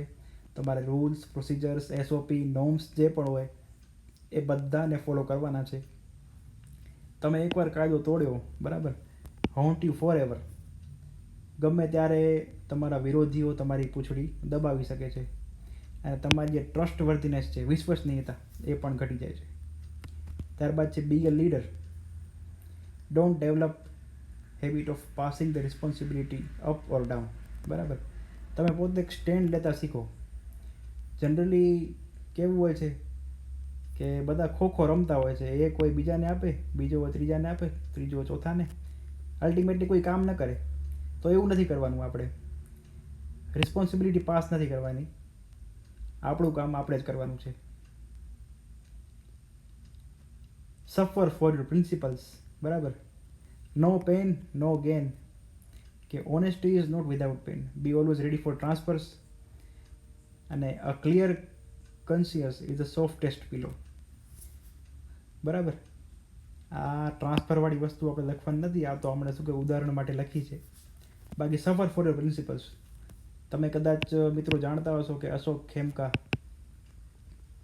એ હરિયાણાના આઈએએસ ઓફિસર છે. તેઓ પોતાના પ્રિન્સિપલ્સને અપહોલ્ડ કરવા માટે એકદમ જાણીતા છે. આપણા ગુજરાતમાં હસમુખ પટેલ સાહેબ છે, આઈપીએસ. તેઓ પણ એકદમ ઓનેસ્ટ છે અને ઓનેસ્ટી માટે જાણીતા છે. હવે એવું નથી કે એ લોકો જલસા કરે છે અને ઓનેસ્ટ પણ છે ને એટલે જ જાણીતા છે. તેઓએ પોતાની ઓનેસ્ટી માટે ઘણો બધો ભોગ આપ્યો છે, બરાબર. એટલે સફર ફોર યોર પ્રિન્સિપલ્સ. આટલી 9 વસ્તુઓ આપણે ઇન્ટરવ્યૂના પ્રશ્ન એઝ વેલ એઝ એથિક્સના જવાબ તરીકે ધ્યાન રાખવાની છે. હવે આ પણ આપણા સિલેબસનો એક હિસ્સો છે કે role of family, society and educational institutions. તો જનરલી આપણા વેલ્યુ ડેવલપમેન્ટમાં કે આપણા રાઇટ અને રોંગ ડિસાઇડ કરવામાં ફેમિલી, સોસાયટી અને શાળા 3 વસ્તુનો ભાગ હોય છે. સૌથી પહેલું છે રોલ ઓફ સોસાયટી. આપણે છીએ સોશિયલ એનિમલ, બરાબર. આજકાલ તો અમુક પોતાની જાતને પાર્ટી એનિમલ એવું કહેતા હોય છે. એ બધું નથી જોવાનું. આપણે સોશિયલ એનિમલ, કે man lives in society for his mental and intellectual development. Okay.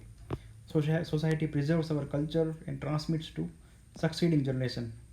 Society brings morality and ethics in individuals. હવે તમને એવો પ્રશ્ન પૂછાઈ જાય 10 માર્કનો કે elaborate the role of society in instilling ethics in humans, કે નીતિમત્તાના ગુણો પ્રદાન કરવામાં સમાજનું કન્ટ્રીબ્યુશન જણાવો. તો આપણે અહીંયાથી ચાલુ કરશું કે મેન લિવ્સ ઇન સોસાયટી. પહેલો point, society preserves our culture and ટ્રાન્સમિટ્સ.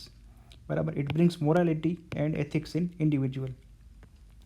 ત્યારબાદ છે society can impose certain moral restriction on individual behaviour and make sure people adhere to them. અને જે વ્યક્તિગત ડિસિપ્લિન છે એ સોસાયટી દ્વારા જ લેવામાં આવે છે. મિત્રો, સોસાયટી છે જેમ કે આપણી ઇન્ડિયન સોસાયટી, બરાબર, તો અમુક એના જે કોડ્સ છે કે ભાઈ હંમેશા પર્યાવરણનું જતન કરવું. જે કોઈ પર્યાવરણનું જતન નહીં કરે તેના વિરુદ્ધ સમાજ પગલાં લેશે. બરાબર, તો એક પ્રકારનું રિસ્ટ્રિક્શન છે અને એ આપણી પેઢી દર પેઢી સમાજ દ્વારા ટ્રાન્સમિટ કરવામાં આવે છે. ત્યારબાદ it brings tolerance and national integration. If you are living in a building with people from variety of caste, religion, regional background, you develop tolerance. સોસાયટીમાં માની લો કે એક હું છું, એક ભાઈ મલયાલી છે, એક ભાઈ તેલુગુ છે, એક કન્નડ છે અને એક ભાઈ ગુવાહાટીના છે. તો બની શકે over a period of time હું એમના કલ્ચરને એપ્રિશિએટ કરું, તેઓ આપણા ગુજરાતના કલ્ચરને એપ્રિશિએટ કરે અને ultimately development of tolerance. Society removes the evil of social indifferences. અહીંયા ડિફરન્સીસ હોવું જોઈએ. Society removes the evils of social differences like caste through collective struggle. જેમ કે કલેક્ટિવલી કાસ્ટ છે, સતી પ્રથા છે, ટ્રિપલ તલાક છે, સોસાયટી જો કમ્બાઈન થઈને એના વિરુદ્ધ અવાજ ઉપાડે તો ડેફિનેટલી એક એથિકલ એન્વાયરમેન્ટ ક્રિએટ થાય છે. ત્યારબાદ છે the society imbibes conformity. A person is forced to mimic what his peer does. If they are smoking, he will smoke. If they are living in nuclear family, he too will feel to separate from his joint family and so on. સોસાયટીમાં જે પ્રકારનું ચલણ હોય એ પ્રકારે આપણે imitate કરીએ છીએ. માની લો કે તમારો ભાઈ આઈએએસ બની ગયો, તમારા ગામમાંથી બીજા 10 જણા આઈએએસ બની ગયા, તો તમે થાય ચાલો હું પણ આઈએએસ બનું. આપણા દક્ષિણ ગુજરાતમાં ગામ છે વેડછી. વેડછીમાં 60 કે 70 જેટલા સ્વાતંત્ર્ય સેનાનીઓ હતા. બરાબર, હવે એનું કારણ શું? તો કે એક વ્યક્તિ સ્વાતંત્ર્ય સેનાની બન્યો પછી એણે પોતાના પિયર્સને સ્ટિમ્યુલેટ કર્યા કે ભાઈ આપણે આપણા દેશ માટે કામ કરવું જોઈએ. તો આ એક પ્રકારનું પોઝિટિવ સ્ટિમ્યુલેશન છે. બરાબર, કે એના કારણે એક આખી સ્વતંત્ર સેનાઓની પેઢી તૈયાર થઈ. આવું ને આવું નેગેટિવ સિમ્યુલેશન પણ થાય. જેમ કે કોઈ એક ગામ છે એમાં ભાઈ એકે દારૂની હેરફેરનો ધંધો ચાલુ કર્યો અને બુટલેગર બની ગયો ને 1 વર્ષમાં તો ગાડી બંગલા બધું આવી ગયું. તો એને જોઈને મને પણ એમ થાય કે આટલા ટૂંક સમયમાં આટલા બધા પૈસા શું કરશ ભાઈ, તું તો બુટલેગર છું, તો પછી હું પણ બુટલેગિંગનો ધંધો ચાલુ કરી દઉં. ટૂંકમાં સોસાયટી જે પ્રમાણે સોસાયટીમાં તમે રહ્યો છો તેના ઇફેક્ટ તમારા ઉપર આવે જ છે. એટલે society imbibes conformity. Okay, so far so good. આપણે આગળ વધીએ. Role of family. Family provides informal way of learning. સત્ય, પ્રેમ, કરુણા, સેલ્ફ સેક્રિફાઈસ, શેરિંગ, કેરિંગ, એ બધી વસ્તુઓ આપણે ઇમ્પ્લિસિટલી ડેવલપ કરીએ છીએ. બરાબર, મહેમાન આવ્યા તો કે ચાલો નમસ્તે કરો, મહેમાનને પાણી દો, મહેમાનને પહેલાં સાચવો. બરાબર, પછી લંચ બોક્સ હોય તો શેર કરો, બધા એકબીજાથી વેચીને ખાઓ, ભાઈ પ્રત્યે ઈર્ષાની ભાવના ન રાખો, પોતાના રમકડા છે તો એને શેર કરો. પછી અમુક વસ્તુ આપણી પાસે છે તો દેવામાં માનો કે ભાઈ ચેરિટી કરો થોડી બધી, બ્રધરહુડ છે, તહેવાર હોય અથવા તો આખું પરિવાર ભેગો થયો હોય તો એક ભાઈચારાની ભાવના ઊભી કરે છે. ત્યારબાદ છે emotional attachment with family is very high.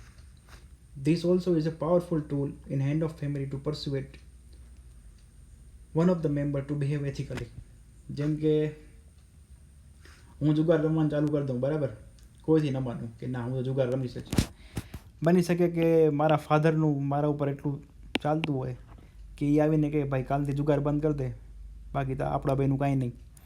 તો એમનું એટલું પ્રેશર હોય કે હું માની જાઉં કે ઓકે ચાલો કાલથી હું જુગાર નહીં રમું. ત્યારબાદ છે children observe and unconsciously imbibe values. Looking at the mother who cook and care for whole family, values of compassion is imbibed. If female members are treated with respect in family, then respect for women is inculcated in child. Generally જે ઘરમાં domestic violence થતું હોય અને છોકરાઓ જોતા હોય કે તેમના પિતા તેમની માતાને પ્રતાડિત કરતા હોય, તો એના હાઈ ચાન્સીસ છે કે ભવિષ્યમાં એ પણ પોતાની પત્નીને એ રીતે ટ્રીટ કરશે. કારણ કે બાળકની પહેલી શાળા તો ઘર જ છે. જો ઘરમાં બરાબર ધ્યાન આપવામાં આવે તો બાળક આગળ જઈને બહુ વિકાસ કરે, એમાં કોઈ ડાઉટ નથી. તો ઓબ્ઝર્વેશન અને અનકોન્શિયસ લર્નિંગ એ બે વસ્તુ ફેમિલીમાંથી આવશે. Freedom to pursue career of their interest, બરાબર, કે સ્પોર્ટ્સ, આર્ટ્સ, ફેશન.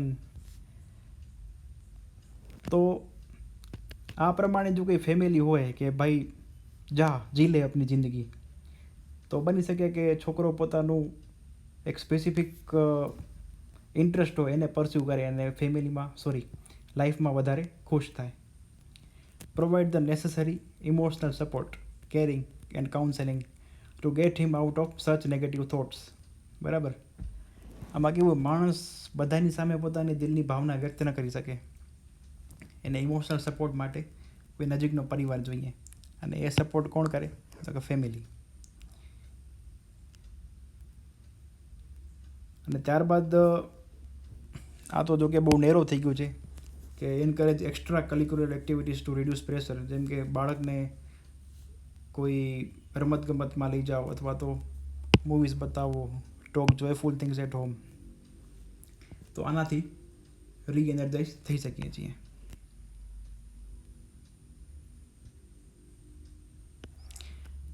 ત્યારબાદ આ યુપીએસસીના પર્સપેક્ટિવથી છે. યુપીએસસીમાં જનરલી આપણા પોતાના ઉપર લેવાનું હોય છે કે મારી ફેમિલીમાં આવું છે, મેં આવું કર્યું. જીપીએસસીમાં એ પ્રકારનું હજી એ લેવલે હજી જીપીએસસી પહોંચ્યું નથી કે આપણા અનુભવ માંગે.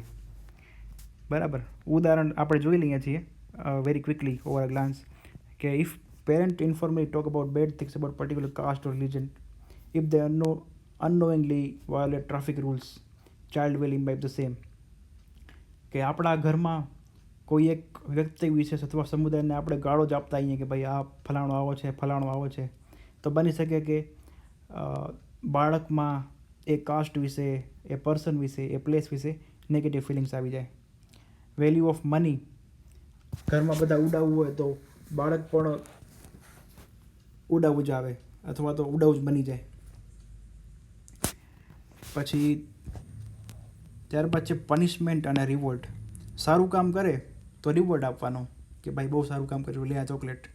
ખરાબ કામ કરે તો પનિશમેન્ટ, નાખો બે ધોકા. એટલે રિવોર્ડ અને પનિશમેન્ટ બેસ્ટ.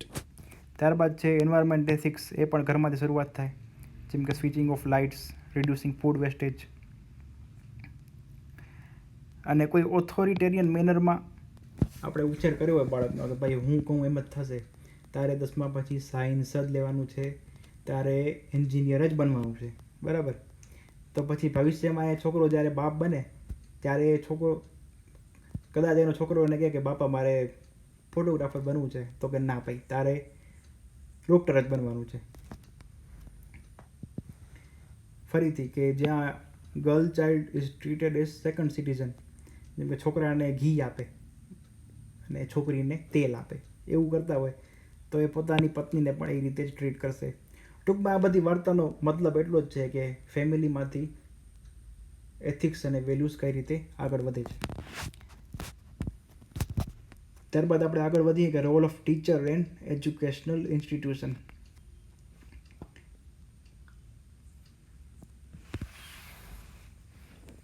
એજ્યુકેશનલ ઇન્સ્ટિટ્યુશન છે એ પહેલાં આપણે અમુક ઉદાહરણ તરફ જશું. જેમ કે એરિસ્ટોટલ છે, એ કોના ગુરુ હતા? તો કે એલેક્ઝાન્ડરના. એમણે શું શીખવાડ્યું? કે મોરલ ડોક્ટ્રિન્સ. કે જ્યારે એલેક્ઝાન્ડરે અમુક સામ્રાજ્ય પોતાના હસ્તક કર્યા, પણ એને ક્યારે પોતાનું કલ્ચર અથવા પોતાની સંસ્કૃતિ બીજા પર ક્યારે થોપી નથી. ગોખલે, પોલિટિકલ ગુરુ ઓફ મહાત્મા ગાંધી, અને ગાંધીની જે આઈડિયોલોજી અને આઉટલુક હતું એને મોસ્ટલી ગોખલે સાહેબે શેપ કર્યું હતું. હવે અમુક ટીચર આપણા જેવા હોય, મારા જેવા હોય, કે જે પ્રાઇવેટ કોચિંગને પ્રમોટ કરતા હોય, તો કેવું થાય કે ચાલો ભાઈ લાવો પૈસા લાવો એવી જ વાત કરતા હોય. તો પછી ઇનડાયરેક્ટલી એ મટીરિયલિસ્ટિક વેલ્યુ જ આપે કે ભાઈ પૈસા સિવાય દુનિયામાં કાંઈ છે નહીં. પણ અમુક તમારા જેવા હોય કે ના ભાઈ ટ્યુશન તો નહીં જ, હું મારું 100% સ્કૂલમાં જ આપીશ. તો એ એક પ્રકારની એલ્ટ્રુઇસ્ટિક એટલે કે પરોપકારી વેલ્યુ ઇમ્બાઇબ કરે છે. A child who is unduly punished by teacher will develop a wrong attitude. ટૂંકમાં કોઈને આપણે વગર વાંકે હેરાન કરીએ અથવા વગર વાંકે પનિશમેન્ટ આપીએ તો પછી એમાં ખોટો એટીટ્યૂડ ડેવલપ થાય એ પણ નક્કી જ છે. કે જે કોલેજમાં જાય તો કદાચ રેગિંગ કરે, પછી બાપ બનશે તો ફિઝિકલ પનિશમેન્ટ આપશે, પછી જ્યારે પોલીસવાળો બને તો કસ્ટોડિયલ ટોર્ચર આપે. તો એ પ્રકારે એજ્યુકેશનમાં પણ ઘણા બધા એવા ફેક્ટર્સ છે કે જે આપણી વેલ્યુઝને અફેક્ટ કરતા હોય છે. બરાબર? તમારી સ્કૂલમાં તમે જાઓ, 10 વાગ્યાનો ટાઈમ હોય અને તમે 10:15 પહોંચો, કોઈ કાંઈ બોલે નહીં, તો તમે તો લાઇટલી જ લો કે ભાઈ ટાઈમને રિસ્પેક્ટ કરવાની જરૂર નથી. પણ બની શકે તમે 10:05 પહોંચો, બબે ધોકા પડે તો તમે 9:50 રિપોર્ટ થઈ જાઓ અને તમારા જીવનમાં પંક્ચ્યુઆલિટી નામની વેલ્યુ ઇમ્બાઇબ થઈ જાય. Thus both family and school shape the moral and social persona of individual. કે ફેમિલી છે એ પ્રોસેસ ચાલુ કરે સોશિયલાઇઝેશનની, અને સ્કૂલ છે એને શેપ આપે છે. હવે આપણે ટીચરની વાત છેડી જ છે તો આ યુપીએસસી પર્સપેક્ટિવથી થોડું છે કે આઈડિયલ ટીચર કેવો હોવો જોઈએ. આપણે બહુ જલ્દી જતા રહેશું આનાથી આગળ કે એ પોતે એક સ્ટુડન્ટ હોવો જોઈએ that always strives to learn and evolve his understanding about the subject. કે ટીચર પોતે ક્યુરિયસ હોવો જોઈએ. જેમ કે આપણે ઉભા થઈને પ્રશ્ન પૂછીએ, સાહેબ આ કઈ રીતે આવ્યું, તો એને ભાઈ ખોટું ન લાગવું જોઈએ. અમુક પાછા એવા હોય કે આ તું ભાઈ મને હેરાન કરવા પ્રશ્ન પૂછે છે આવા, કે આ બધો લેક્ચર પૂરો થાય એટલે પછી તું મને મળ. ના, એવું નહીં. ના આવડતું હોય તો ના પાડી દેવાની. બરાબર? અને પોતાનામાં એટલે ક્યુરિયોસિટી હોવું જોઈએ કે આ શા માટે આવ્યું. ત્યારબાદ છે dedication. Teaching for teaching sake is not going to help anyone. આપણે પેલી વાર્તા કરી હતી, કદાચ તમે મારા જૂના વિડીયોઝ જોયા હોય, કાગડા અને ચકલીવાળી. તો એક બાજુ ઘઉં છે એ આટલા જ છે, બરાબર, અને આ છે બધું ભૂસું છે. હવે ભૂસું છે એમાં શું છે? એમાં ખાલી ક્વોન્ટિટી છે, આમાં ક્વોલિટી છે નહીં. અને આટલા ઘઉં છે એમાં ક્વોલિટી છે. તો ક્વોલિટી અને ક્વોન્ટિટી બંને હોવી જોઈએ. અને ફક્ત ભણાવવા માટે જો ભણાવતા હોય તો પછી એનો કોઈ આઉટકમ રહે નહીં. ત્યારબાદ છે ઓપન ટુ ક્વેશ્ચન્સ. આપણે જેમ આગળ વાત કરી કે ક્વેશ્ચન આવે તો એને સહર્ષ સ્વીકારવો જોઈએ, નહીં કે ભાઈ કે તું મને પછી મળ. ત્યારબાદ છે સેટ સ્ટાન્ડર્ડ્સ. બધાને ઇક્વલી ટ્રીટ કરી અને ઇક્વાલિટીનું એક્ઝામ્પલ સેટ કરવો જોઈએ. કોઈ પ્રત્યે બાયાસ ન હોવો જોઈએ. કદાચ કોઈ છોકરો એને ઓળખીતો હોય તો એને વધારે માર્ક ના આપવા જોઈએ. તો એ પ્રમાણે પોતે જ જો એનું બિહેવિયર એકદમ સારું હોય તો નેચરલી છોકરાઓમાં એક સારી છાપ છોડે છે. ત્યારબાદ છે ઓપ્ટિમિસ્ટિક, કે તેના છોકરાઓને હંમેશા આશાવાદી અને ઉત્સાહથી ભરી નાખે તેવું તેનું વર્તન હોવું જોઈએ. અમુક માણસો આપણે જોઈએ એને મળીએ એટલે આમ શું નેગેટિવિટી ભરેલી હોય, અરે દુનિયામાં તો કાંઈ રહ્યું જ નથી, આ દેશનું હવે શું થશે, એટલે એવાને મળીએ એટલે આપણે એમ લાગે કે ખોટું મળાઈ ગયું. એવું નહીં, એકદમ ઓપ્ટિમિસ્ટિક હોવું જોઈએ. ત્યારબાદ છે ક્રિએટિવ. ક્રિએટિવ એટલે કે ભાઈ તમને નવી નવી સ્ટાઇલથી શીખાડે, કોઈ પ્રયોગ હોય તો એ ક્લાસમાં કરી બતાવે, કોઈ ડેમોન્સ્ટ્રેશન હોય તો બેંક અથવા બસ સ્ટેશન લઈ જાય. એ ટાઈપનો ક્રિએટિવ માણસ હોય તો એક 4 દિવાલમાં કે જ નહીં પણ એક રિયલ લાઈફ ગુરુ બને, એવો એનો પ્રયત્ન હોવો જોઈએ. ત્યારબાદ આપણે આવીએ છીએ રોલ ઓફ એજ્યુકેશન. શિક્ષણનું નીતિમત્તા ઘડવામાં મહત્વ. Science increases rational thinking and questioning old age beliefs. Rational thinking આપણે સૌથી પહેલાં જોયું કે એથિક્સનો એક સોર્સ રેશનલ થિંકિંગ પણ છે. હવે જો આપણે સાયન્સ ભણીએ તો આપણે રેશનલ થિંકિંગ આપણામાં આપોઆપ આવશે, અને રેશનલ થિંકિંગ આવશે એટલે આપણે જૂની બિલીફને પ્રશ્ન કરશું, અથવા જે સેટ બધા જે પ્રિન્સિપલ્સ છે આપણે એને ચેલેન્જ કરશું, અને આજના જમાનાને અનુરૂપ આપણે એથિક્સના નવા ડાયમેન્શન સેટ કરશું. ત્યારબાદ છે લિટરેચર. લિટરેચર શું થાય કે હ્યુમન નેચરને આપણે અન્ડરસ્ટેન્ડ કરી શકીએ, અને social values of given era means કે જે તે વખતે શું હતું આપણે તેને એપ્રિશિએટ કરી શકીએ છીએ. Account of life history of great leaders like Gandhi. જેમ કે ગાંધીજીને ડબ્બામાંથી બારે ફેંકી દીધા હતા, તો એ અન્યાય સામે ગાંધીજી કઈ રીતે લડ્યા એ આપણને એજ્યુકેશનથી મળશે. Content of text book. જેમ કે કોઈ ટેક્સ્ટ બુકમાં એવું કોઈ નેગેટિવ સ્ટેટમેન્ટ હોય, જેમ કે સ્ત્રીઓ તો ફક્ત ગૃહિણીઓ હોય છે, તો એક પ્રકારનો જેન્ડર બાયસ આવી જાય છે કે જે આપણા માટે સારું નથી. એજ્યુકેશનમાં ઘણી વેલ્યુ આપણે ઇમ્પાર્ટ કરતા હોય છે, જેમ કે હેલન કેલર છે તો કે ગ્રીટ અને determination. Lesson on 3 P's vision. Lesson on Visvesvaraya public resources. આ બની શકે કે આ આપણે ચેપ્ટર ક્યારે ભણ્યા નહીં જીવનમાં, તો તમે જે ભણ્યા હો ચેપ્ટર એમાંથી જે સારી વસ્તુ હોય એની તમારે નોટ બનાવી અને રાખી દેવાની. હવે સોશિયલ વેલ્યુઝ આપણે ચિલ્ડ્રનમાં કઈ રીતે ઇમ્બાઇબ કરશું. Taking them to old age homes. બરાબર, ઘરડા ઘરમાં લઈ જાઓ જેના કારણે કમ્પેશન અને અલ્ટ્રુઇઝમ આવે. મ્યુઝિયમમાં લઈ જશો તો ટોલરન્સ અને સેક્યુલરિઝમ આવશે. ટ્રી પ્લાન્ટેશન અથવા તો આપણે શેરીની સફાઈ કરશું તો એન્વાયરમેન્ટલ વેલ્યુઝ ઇમ્બાઇબ થશે. ત્યારબાદ છે યોગ, જેના કારણે ક્લેરિટી ઓફ થોટ અને શાર્પનેસ આવશે. ત્યારબાદ એક હોઈ શકે છે આપણે એને મંદિર લઈ જાઓ અથવા તો કોઈ પણ ધાર્મિક સ્થળે લઈ જાઓ તો ત્યાં તેને જોવા મળશે કે ભાઈ રિલિજન કઈ રીતે જીવનમાં અસર કરે છે. મિત્રો, આ ટોપિક આપણા સિલેબસમાં નથી, બરાબર, યુપીએસસીમાં પણ નથી, પણ ગાંધીજી એક એવો વિષય છે કે જેને આપણે ક્યારેય નજરઅંદાજ કરી શકીએ નહીં. ગાંધીજી આવે એટલે સિલેબસમાં હોય કે ન હોય આપણે ભણવું જ પડે. તો ટ્રસ્ટીશિપ પ્રિન્સિપલ ઓફ ગાંધી. આજકાલ તો ટ્રસ્ટ આપણે નેગેટિવલી જોતા અહીંયા છીએ કે ટ્રસ્ટ જનરલી બ્લેકના પૈસાને વ્હાઇટ કરવા માટે બનાવે છે, કે ટ્રસ્ટી બધા શું કહેવાય 2 નંબરી માણસો હોય છે. પણ ગાંધીજીના ટ્રસ્ટીશિપનો સિદ્ધાંત થોડો અલગ છે, બરાબર. Mahatma Gandhi unlike Marx viewed that property should not be snatch away from rich. એટલે પ્રોપર્ટી લેવાની જરૂર નથી, પણ તેમની પ્રોપર્ટી છે તે તેના ટ્રસ્ટી બની જાય, બરાબર. આ મારા પૈસા છે તો હું મારો ટ્રસ્ટી છું, એ મારા નથી પણ એક લોકોના ટ્રસ્ટી તરીકે મારી પાસે રહેલા છે. ગાંધીજીના વિચાર એવા છે કે ફૂડ, ક્લોથ અને શેલ્ટર એટલે કે બેઝિક નીડ્સ એ થઈ જાય, એના પછી કોઈ પૈસા ભેગા કરવાની જરૂર નથી. તો જે એક્સેસ વેલ્થ છે, એક્સ્ટ્રા પૈસા અથવા જે પૈસાદારના પૈસા છે તેનાથી આપણે શું કરવું જોઈએ, તો કે વેલફેર કરવું જોઈએ. કોનું? તો કે સામાન્ય માણસોનું.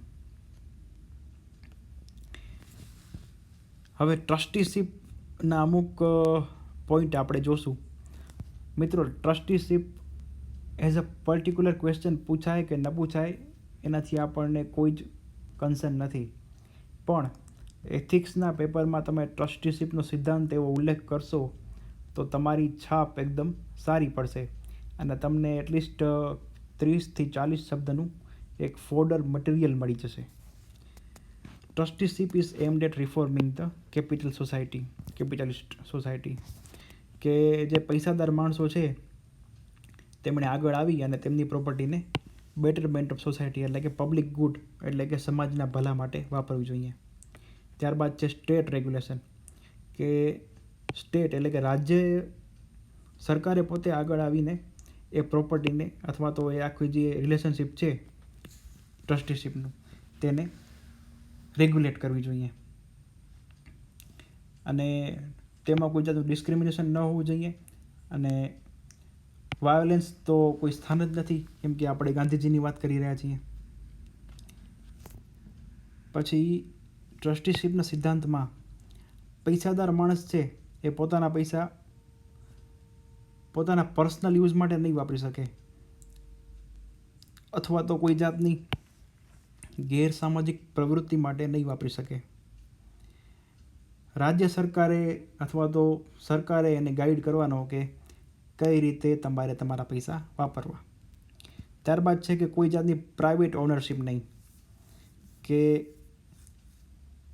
કોઈ એક પર્ટિક્યુલર માણસ પાસે વધારે પૈસા ન હોવા જોઈએ અને કોઈ પણ ડિસિઝન મેકિંગ હોય અથવા કોઈ પણ નિર્ણય લેવાનો હોય તો એ માણસોના કન્સેન્ટથી એટલે એમની સહમતિથી લેવાનો છે.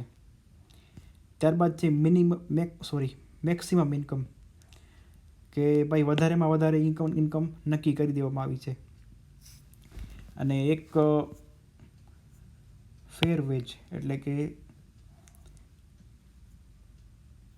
બહુ વધારે નહીં બહુ ઓછી નહીં પણ જીવવા માટે પૂરતી એવી આપણે ઇન્કમ સ્ટેટે નક્કી કરવાની છે. અને રિઝનેબલ બેલેન્સ હોવું જોઈએ શેના વચ્ચે? મેક્સિમમ ઇન્કમ એટલે મહત્તમ આવક અને લઘુત્તમ આવક. ત્યારબાદ છે સોશિયલ વેલફેર. ટ્રસ્ટીશીપ સિસ્ટમ આપણે એસ્ટાબ્લિશ કરીએ છીએ એનો મુખ્ય એમ છે સોશિયલ વેલફેર. કે પાછું ગાંધીજી એમ પણ કહે છે કે રિચ પીપલ શુડ કમ વોલ્યુન્ટરી. પૈસાદાર લોકો પોતાની રીતે આગળ આવવા જોઈએ. શેના માટે? કે એ સામાન્ય લોકો સાથે મળી અને સોસાયટીનું વેલફેર કઈ રીતે કરવું એના પર ચર્ચા કરી શકે. પણ મિત્રો, થિયરીમાં આ વાત એકદમ સારી છે, તમે લખશો એટલે તમને માર્ક મળશે. પણ પ્રેક્ટિકલી ઓફ ધ રેકર્ડ કહું તો ટ્રસ્ટીશીપનું જે કન્સેપ્ટ છે એ પોસિબલ નથી. કે કારણ તો કે એક તો ડેમોક્રેટિક સેટઅપ છે ઇન્ડિયા, બરાબર. બીજું આ છે એન્ટી મેરિટ છે. તમે મહેનત કરો છો, બરાબર. તમે મહેનત કરી અને રોજના 200 રૂપિયા કમાવો અને હું છું વાળશું, બરાબર. હું રોજના 10 રૂપિયા કમાવું અથવા તો બેરોજગાર છું, નથી જ કમાતો, તો તમારે 200 રૂપિયામાંથી સરકારને ટેક્સ આપવાનો 180 રૂપિયા, કેમ કે તમારા માટે 20 રૂપિયા કાફી છે. અને મને પણ 20 રૂપિયા મળશે, કારણ કેમ કે હું પણ એક સોસાયટીનો હિસ્સો છું અને તમારે મારી પણ ધ્યાન રાખવાની છે. તો બેરોજગાર રહેવાનું જ પસંદ કરશે માણસો. એટલે ટૂંકમાં એન્ટી મેરિટ છે. અને it had reduced a man to a slave who should be born in the hands of state for fulfilling latest desire. ટૂંકમાં જે મહેનતુ માણસ છે એને આપણે ગુલામ તરીકે ટ્રીટ કરીએ છીએ. કોના? તો કે સરકારી ગુલામ. તારે ભાઈ કામ કરવાનું, હેરાન થવાનું, પછી સરકારને પૈસા આપવાના અને સરકાર નક્કી કરશે કે કોને કેટલા પૈસા આપશું.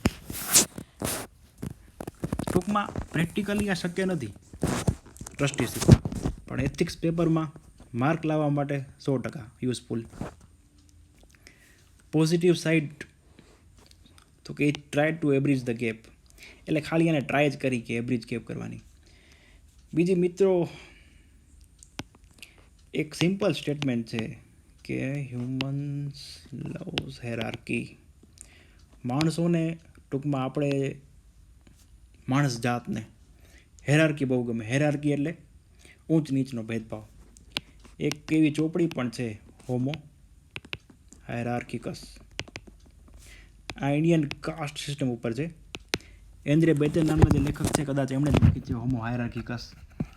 તો ટૂંકમાં અલ્ટિમેટલી આપણને હાયરાર્કી બહુ ગમે છે અને ઊંચ નીચના ભેદભાવ ને આપણે અપનાવી લીધા છે. એટલે ટ્રસ્ટીશીપનો સિદ્ધાંત સક્સેસ થાય એવા ચાન્સીસ બહુ ઓછા છે. ત્યારબાદ છે 7 સિન્સ ઓફ ગાંધી, ગાંધીજીના 7 પાપ. કયા કયા? વેલ્થ વિધાઉટ વર્ક,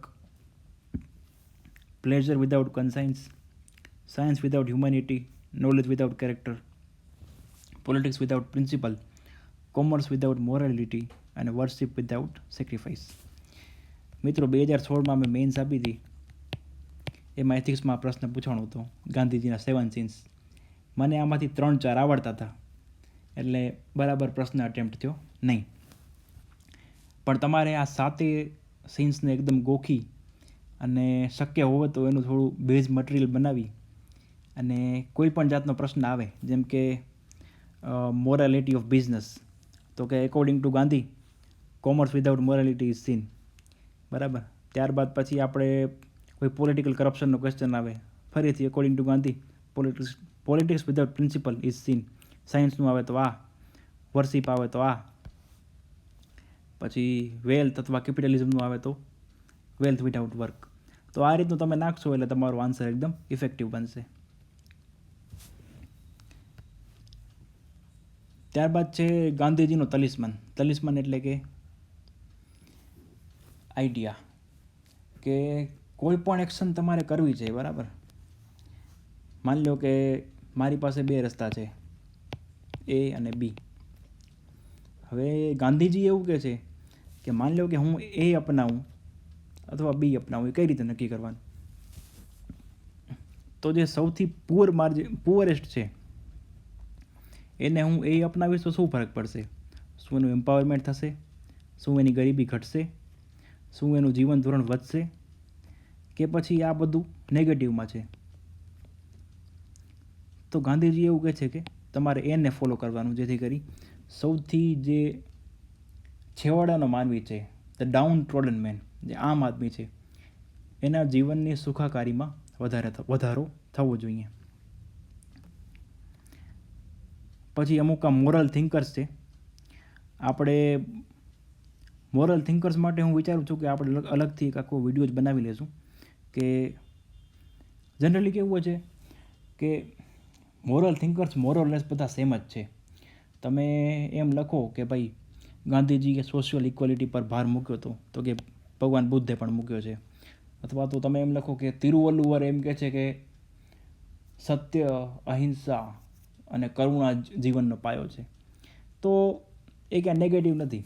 ટૂંકમાં તમારા આન્સરને લેજિટિમસી આપવા માટે તમે આવા થિંકર્સનો પ્રયોગ કરી શકો, અને મારા હિસાબે કરવો જ જોઈએ.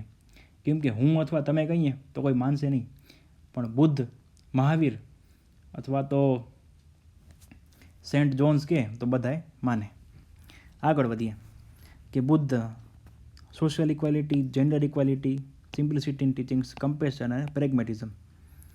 તો આ એમને બધા ક્વોલિટી હતી. મિત્રો થિંકર્સમાં આપણે બહુ ઊંડા નથી ઉતરતા. Moral rationalism of Immanuel Kant. Kant છે એ અગેન બહુ ફિલોસોફિકલ થઈ જશે, એટલે આપણે એમાં આગળ નથી વધતા. રોલ મોડલ મિત્રો યુપીએસસીનો ટોપિક છે, એટલે આપણે એને અત્યારે સ્કીપ કરીએ છીએ. આ બધા અમુક એક્ઝામ્પલ્સ છે, જેમ કે નારાયણ મૂર્તિ કે પોતાનું ફોર્મ ચાલુ કર્યું, never give up his dream, simple life, પછી ઓટો રિક્ષા એટલે કે ફ્રુગલ, કમ્પેશનેટ કેપિટલિસ્ટ. તો આ બધા હું બુકલેટ તમને અવેલેબલ કરાવી આપીશ, તમે એમાંથી વાંચી શકો છો. ત્યારબાદ છે ethical guiding principles in public life અથવા તો પોલિટિક્સ, જેમ કે રેગ્યુલર ઇલેક્શન છે, પોઝિટિવ ડિસ્ક્રિમિનેશન, બીજા કોઈ દેશ છે એમના અંદરૂની મામલામાં આપણે દખલઅંદાજી નથી કરતા, આપણે અહિંસામાં માનીએ છીએ, અને બધા પાસે ઇક્વલ એક્સેસ, જેમ કે યુનિવર્સલ એડલ્ટ ફ્રેન્ચાઇઝ છે, લોકશાહી છે. હજી આપણા દેશમાં મિલિટરીનું શાસન ક્યારે આવ્યું નથી. તો આ એક પ્રકારના આપણા એથિકલ ગાઈડિંગ પ્રિન્સિપલ્સ છે. આપણે હંમેશા પીસ મીન્સ કે શાંતિ બનાવી રાખવાનો પ્રયત્ન હંમેશા કરતા હોઈએ છીએ. તો ચાલો આ ટોપિકમાં લઈ જ લઈએ. કે નેશનલ ડ્યુટી વર્સિસ એથિકલ યુનિવર્સલિઝમ. એ સચ આપણા અહીંયા સિલેબસમાં છે નહીં, પણ માની લો કે પ્રશ્ન પૂછાઈ જાય કે યુનિવર્સલ એથિક્સ સારા કે નેશનલ એથિક્સ. જેમ કે અત્યારે COVID-19 ચાલુ છે, બરાબર? તો વેક્સિન નેશનલિઝમ આ એક નવો ટર્મ અત્યારે બધે ફેલાયેલો છે. કે વેક્સિન નેશનલિઝમ એટલે શું? કે માની લો કે આવતીકાલે યુએસએમાં કોરોનાની રસી શોધાય, તો યુએસએ પહેલાં પોતાનો સપ્લાય ઇન્શ્યોર કરશે કે પછી એણે આખા વિશ્વ માટે આ કોરોનાની રસી સપ્લાય કરવી જોઈએ, બરાબર? તો આ એક પ્રશ્ન છે. તો આપણે એનો જવાબ ગોતવાનો પ્રયત્ન કરશું કે preserving the national interest is highest duty of a citizen. One may get confronted with situational ethics where national interest and ethical universalism may conflict with each other. Clear case. Corona vaccine આવે તો આપણે શું કરીએ? પહેલાં ભારતીયોને જ આપશું કે પછી ના પહેલાં આફ્રિકાવાળા પછી આપણા ભારતીયો? જેમ કે સુભાષ બોઝ, એમણે નાઝી સાથે હાથ મિલાયા હતા. હવે નાઝી આ બધા ફાસિસ્ટ હતા, બરાબર? તો આપણે એમ કહીએ કે આ તો ભાઈ માનવજાતના દુશ્મન છે. પણ ના, સુભાષ બોઝનો આઈડિયા એ હતો કે ભાઈ એ મારા દેશ માટે મને મદદ કરશે તો હું ગમે તેની મદદ લેવા તૈયાર છું, પણ હું મારા દેશને સ્વતંત્ર કરાવીને રહીશ. એવી જ રીતે માણસને મારવો, માનવવધ, એ અપરાધ છે. પણ માની લો કે કોઈ સિપાહી છે તો એને બીજા સિપાહીને મારવા જ પડે, કેમ કે એ ન મારે તો એ પોતે મરી જાય. તો loyalty and duty towards my country and fellow citizen will take precedence. Means કે લોયલ્ટી, ડ્યુટી અને જે બીજા નાગરિકો છે તેમની સુરક્ષા એ આપણા માટે સૌથી ઉપર હોવું જોઈએ. ત્યારબાદ છે કે ઘણીવાર દેશો કેવું કરતા હોય છે કે જેમ કે આપણા ઇઝરાયલ છે, તેની મોસાદ છે સંસ્થા, રશિયા છે KGB, તો આ લોકો બીજા દેશની સિસ્ટમમાં ઘૂસી જઈ અથવા તો એ પ્રકારના કારનામા કરી અને તેને નેશનલ સિક્યુરિટીમાં ખપાવતા હોય છે. તો શું તેને આપણે નેશનલ ઇન્ટરેસ્ટ તરીકે જોઈ શકીએ? તો એનો જવાબ અહીંયા દેવાનો પ્રયત્ન કર્યો છે કે individual must use reason, objectivity, code of conduct, guidelines, suggestion of seniors and one's own conscience. એટલે કે તમારે તર્ક લગાવવાનો છે, તમારે ઓબ્જેક્ટિવિટી, ઓફિશિયલ કોડ ઓફ કન્ડક્ટ શું કહે છે, ગાઈડલાઇન શું છે, તમારા સિનિયર શું કહે છે, એ પ્રકારના જે ફેક્ટર આપેલા છે એને તમારા ધ્યાનમાં લઈ અને પછી નક્કી કરવાનું છે કે હું મારા નેશનને પ્રાયોરિટી આપું છું કે હું યુનિવર્સલ ગુડને પ્રાયોરિટી આપું છું. ઘણીવાર કેવું બને કે જો નેશનલિઝમ કન્સેપ્ટ છે એ 18th સેન્ચુરી, બરાબર, અર્લી 18th સેન્ચુરીનો કોન્સેપ્ટ છે. એના પહેલાં નેશનનો કન્સેપ્ટ હતો જ નહીં, કે નેશનલિઝમ, દેશપ્રેમ એવું કંઈ હતું જ નહીં. માણસો એક રિજનલ પોતાના જે એરિયામાં રહેતા હોય ત્યાંથી જોડાયેલા હતા. પણ યુરોપમાં નેશનલિઝમનો રાઇઝ થયો, જર્મની, ઇટલી, બરાબર, કોલોનિયલિઝમ એટલે કે ઉપનિવેશવાદવાળા હટી ગયા અને ત્યારબાદ બધા ઇન્ડિપેન્ડન્ટ થયા અને ત્યારબાદ નેશનલિઝમે જોર પકડ્યું. તો નેશનલિઝમને આપણે જો ઓબ્જેક્ટિવ રીતે જોઈએ તો એ એક પ્રકારનું મોડર્ન ઓપિયમ છે કે એના કારણે આપણે શું કહેવાય, એક પ્રકારના પેલામાં રહીએ કે હા આ મારો દેશ, આ મારો દેશ, બરાબર. પણ ઘણીવાર એવું બને કે જે નેશનના જે પાવરફુલ એલિટ હોય એ નેશનલિઝમની ગોળી પાઈ અને આપણો મિસયુઝ કરે. તો એવા કેસમાં આપણે યુનિવર્સલિઝમને આગળ વધારવાનું છે. જેવી રીતે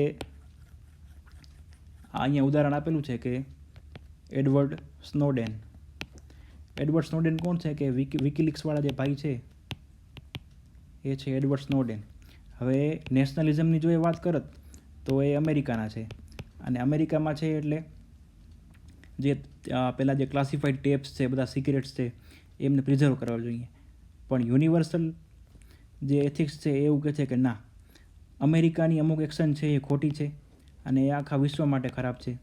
એટલે આખા વિશ્વ સામે એણે ઉજાગર કર્યું કે ભાઈ કે આ અમુક ખોટું થઈ રહ્યું છે. તો એવા કેસમાં આપણે યુનિવર્સલિઝમને પ્રાયોરિટી આપશું. અને આ વાત શું કહેવાય એણે આપણે અહીંયા સમઅપ કરીએ છીએ કે I will give primacy to national interest, but national interest must be distinct from what narrow political interest of government of the day. આ કેસમાં આપણે વાત કરી કે કોઈ એક પાર્ટીની વિરુદ્ધ તમે બોલો એટલે તમે એન્ટી નેશનલ નથી બની જતા, બરાબર. લોકશાહીમાં બધાને વિરોધ કરવાનો પૂરો અધિકાર છે. તો એ રીતે આપણે એક બેલેન્સ સ્ટેન્ડ લઈએ કે ભાઈ અમુક વાર નેશનલિઝમ સારું, અમુક વાર યુનિવર્સલિઝમ સારું, અને બે વચ્ચેનું એક ફાઇન ટ્યુન બેલેન્સ રાખવું જોઈશે. મિત્રો, હજી હું તમને કહું છું કે એથિક્સમાં એબ્સોલ્યુટ રાઇટ અથવા એબ્સોલ્યુટ રોંગ એવું કંઈ હોતું નથી, બરાબર. માની લો કે આ એક કન્ટિન્યુઅમ છે. આ તમે શબ્દ વાપરી શકો છો કે નેશનલિઝમ અને યુનિવર્સલિઝમનો કન્ટિન્યુઅમ. અમુક વાર આપણે નેશનલિઝમ તરફ ઢળેલા આવીએ, અમુક વાર યુનિવર્સલિઝમ તરફ ઢળેલા આવીએ, બરાબર. તો એ અગેન ડિપેન્ડ કરે છે space, time, person, situation, number of factors પર. તો અને ક્યારેય એથિક્સમાં ક્લિયર કટ આન્સર આપી દેવાની ટ્રાય ન કરવી. જેમ કે પ્રશ્ન એવો પૂછાય કે નેશનલિઝમને તમે પ્રાયોરિટી આપશો કે યુનિવર્સલિઝમને, તો ક્યારે તમારે યસ ઓર નો નથી આપવાનું. આમાં તમારે આ રીતનો જે મિક્સ જવાબ છે, આ જે ચોથા ભાગમાં આપ્યો છે, એ આપવાનો પ્રયત્ન કરવાનો છે. હવે અમુક પોઈન્ટ હું ક્લેરિફાઈ કરવા માંગીશ અહીંયા કે આખું મટીરિયલ ઇંગ્લિશમાં છે, બરાબર. તો બની શકે કે જે ગુજરાતી મીડિયમના આપણા ભાઈઓ છે તેમને અમુક પ્રશ્ન થાય શબ્દ ગોતવામાં, પણ મારો અનુભવ એવું કહે છે કે ગુજરાતીના જેટલા મટીરિયલ છે એ બધો કચરો છે. તમે વાંચો તો મને કોઈ પ્રશ્ન નથી, પણ મારી નજરમાં હું એને બરાબર નથી માનતો. એટલે આપણે એક સ્ટાન્ડર્ડ જે PDF છે આ હું તમને પ્રોવાઈડ કરાવતો રહીશ. અને આ PDF ઇનસાઇટ્સ ઓન ઇન્ડિયા પરનું છે. તમે ગૂગલમાં આવું સર્ચ કરશો કે એથિક્સ એન્ડ ઇટ્સ ડિટર્મિનન્ટ્સ, અને પછી આ ઇનસાઇટ ઓન ઇન્ડિયા એવું લખી દેશો એટલે તમને આ PDF મળી જશે, બરાબર. અને હું પ્રયત્ન કરતો રહીશ કે શક્ય એટલું તમને એક્સપ્લેન કરી દઉં. બાકી વાંચવાનું તમારે જ છે. અને જો તમે સિરિયસલી ફોલો કરશો અને દરેક ટૉપિક પર આશરે 500થી 1000 શબ્દની નોટ્સ બનાવી લેશો તો તમને એથિક્સમાં 10માંથી એટલીસ્ટ 5થી 6 માર્ક આવશે, કે જે બહુ સારા ગણી શકાય. તો આજનો વિડીયો થોડો લાંબો થયો છે, તો એ બદલ તમારી માફી માગું છું. બટ એનીવેઝ હું પ્રયત્ન કરતો રહીશ કે હવેથી રેગ્યુલરલી આપણે GPSC મેન્સની પણ હવે તારીખો આવી ગઈ છે. દાસા સાહેબે જાહેરાત કરી છે કે હવે રેગ્યુલર પ્રક્રિયા ચાલુ થશે. તો હું પણ પ્રયત્ન કરીશ કે જેમ બને એમ જલ્દી એથિક્સ અને બીજા કોઈ ઇમ્પોર્ટન્ટ એવા ટૉપિક્સ હોય એ તમને રજૂ કરી દઉં. Thank you so much.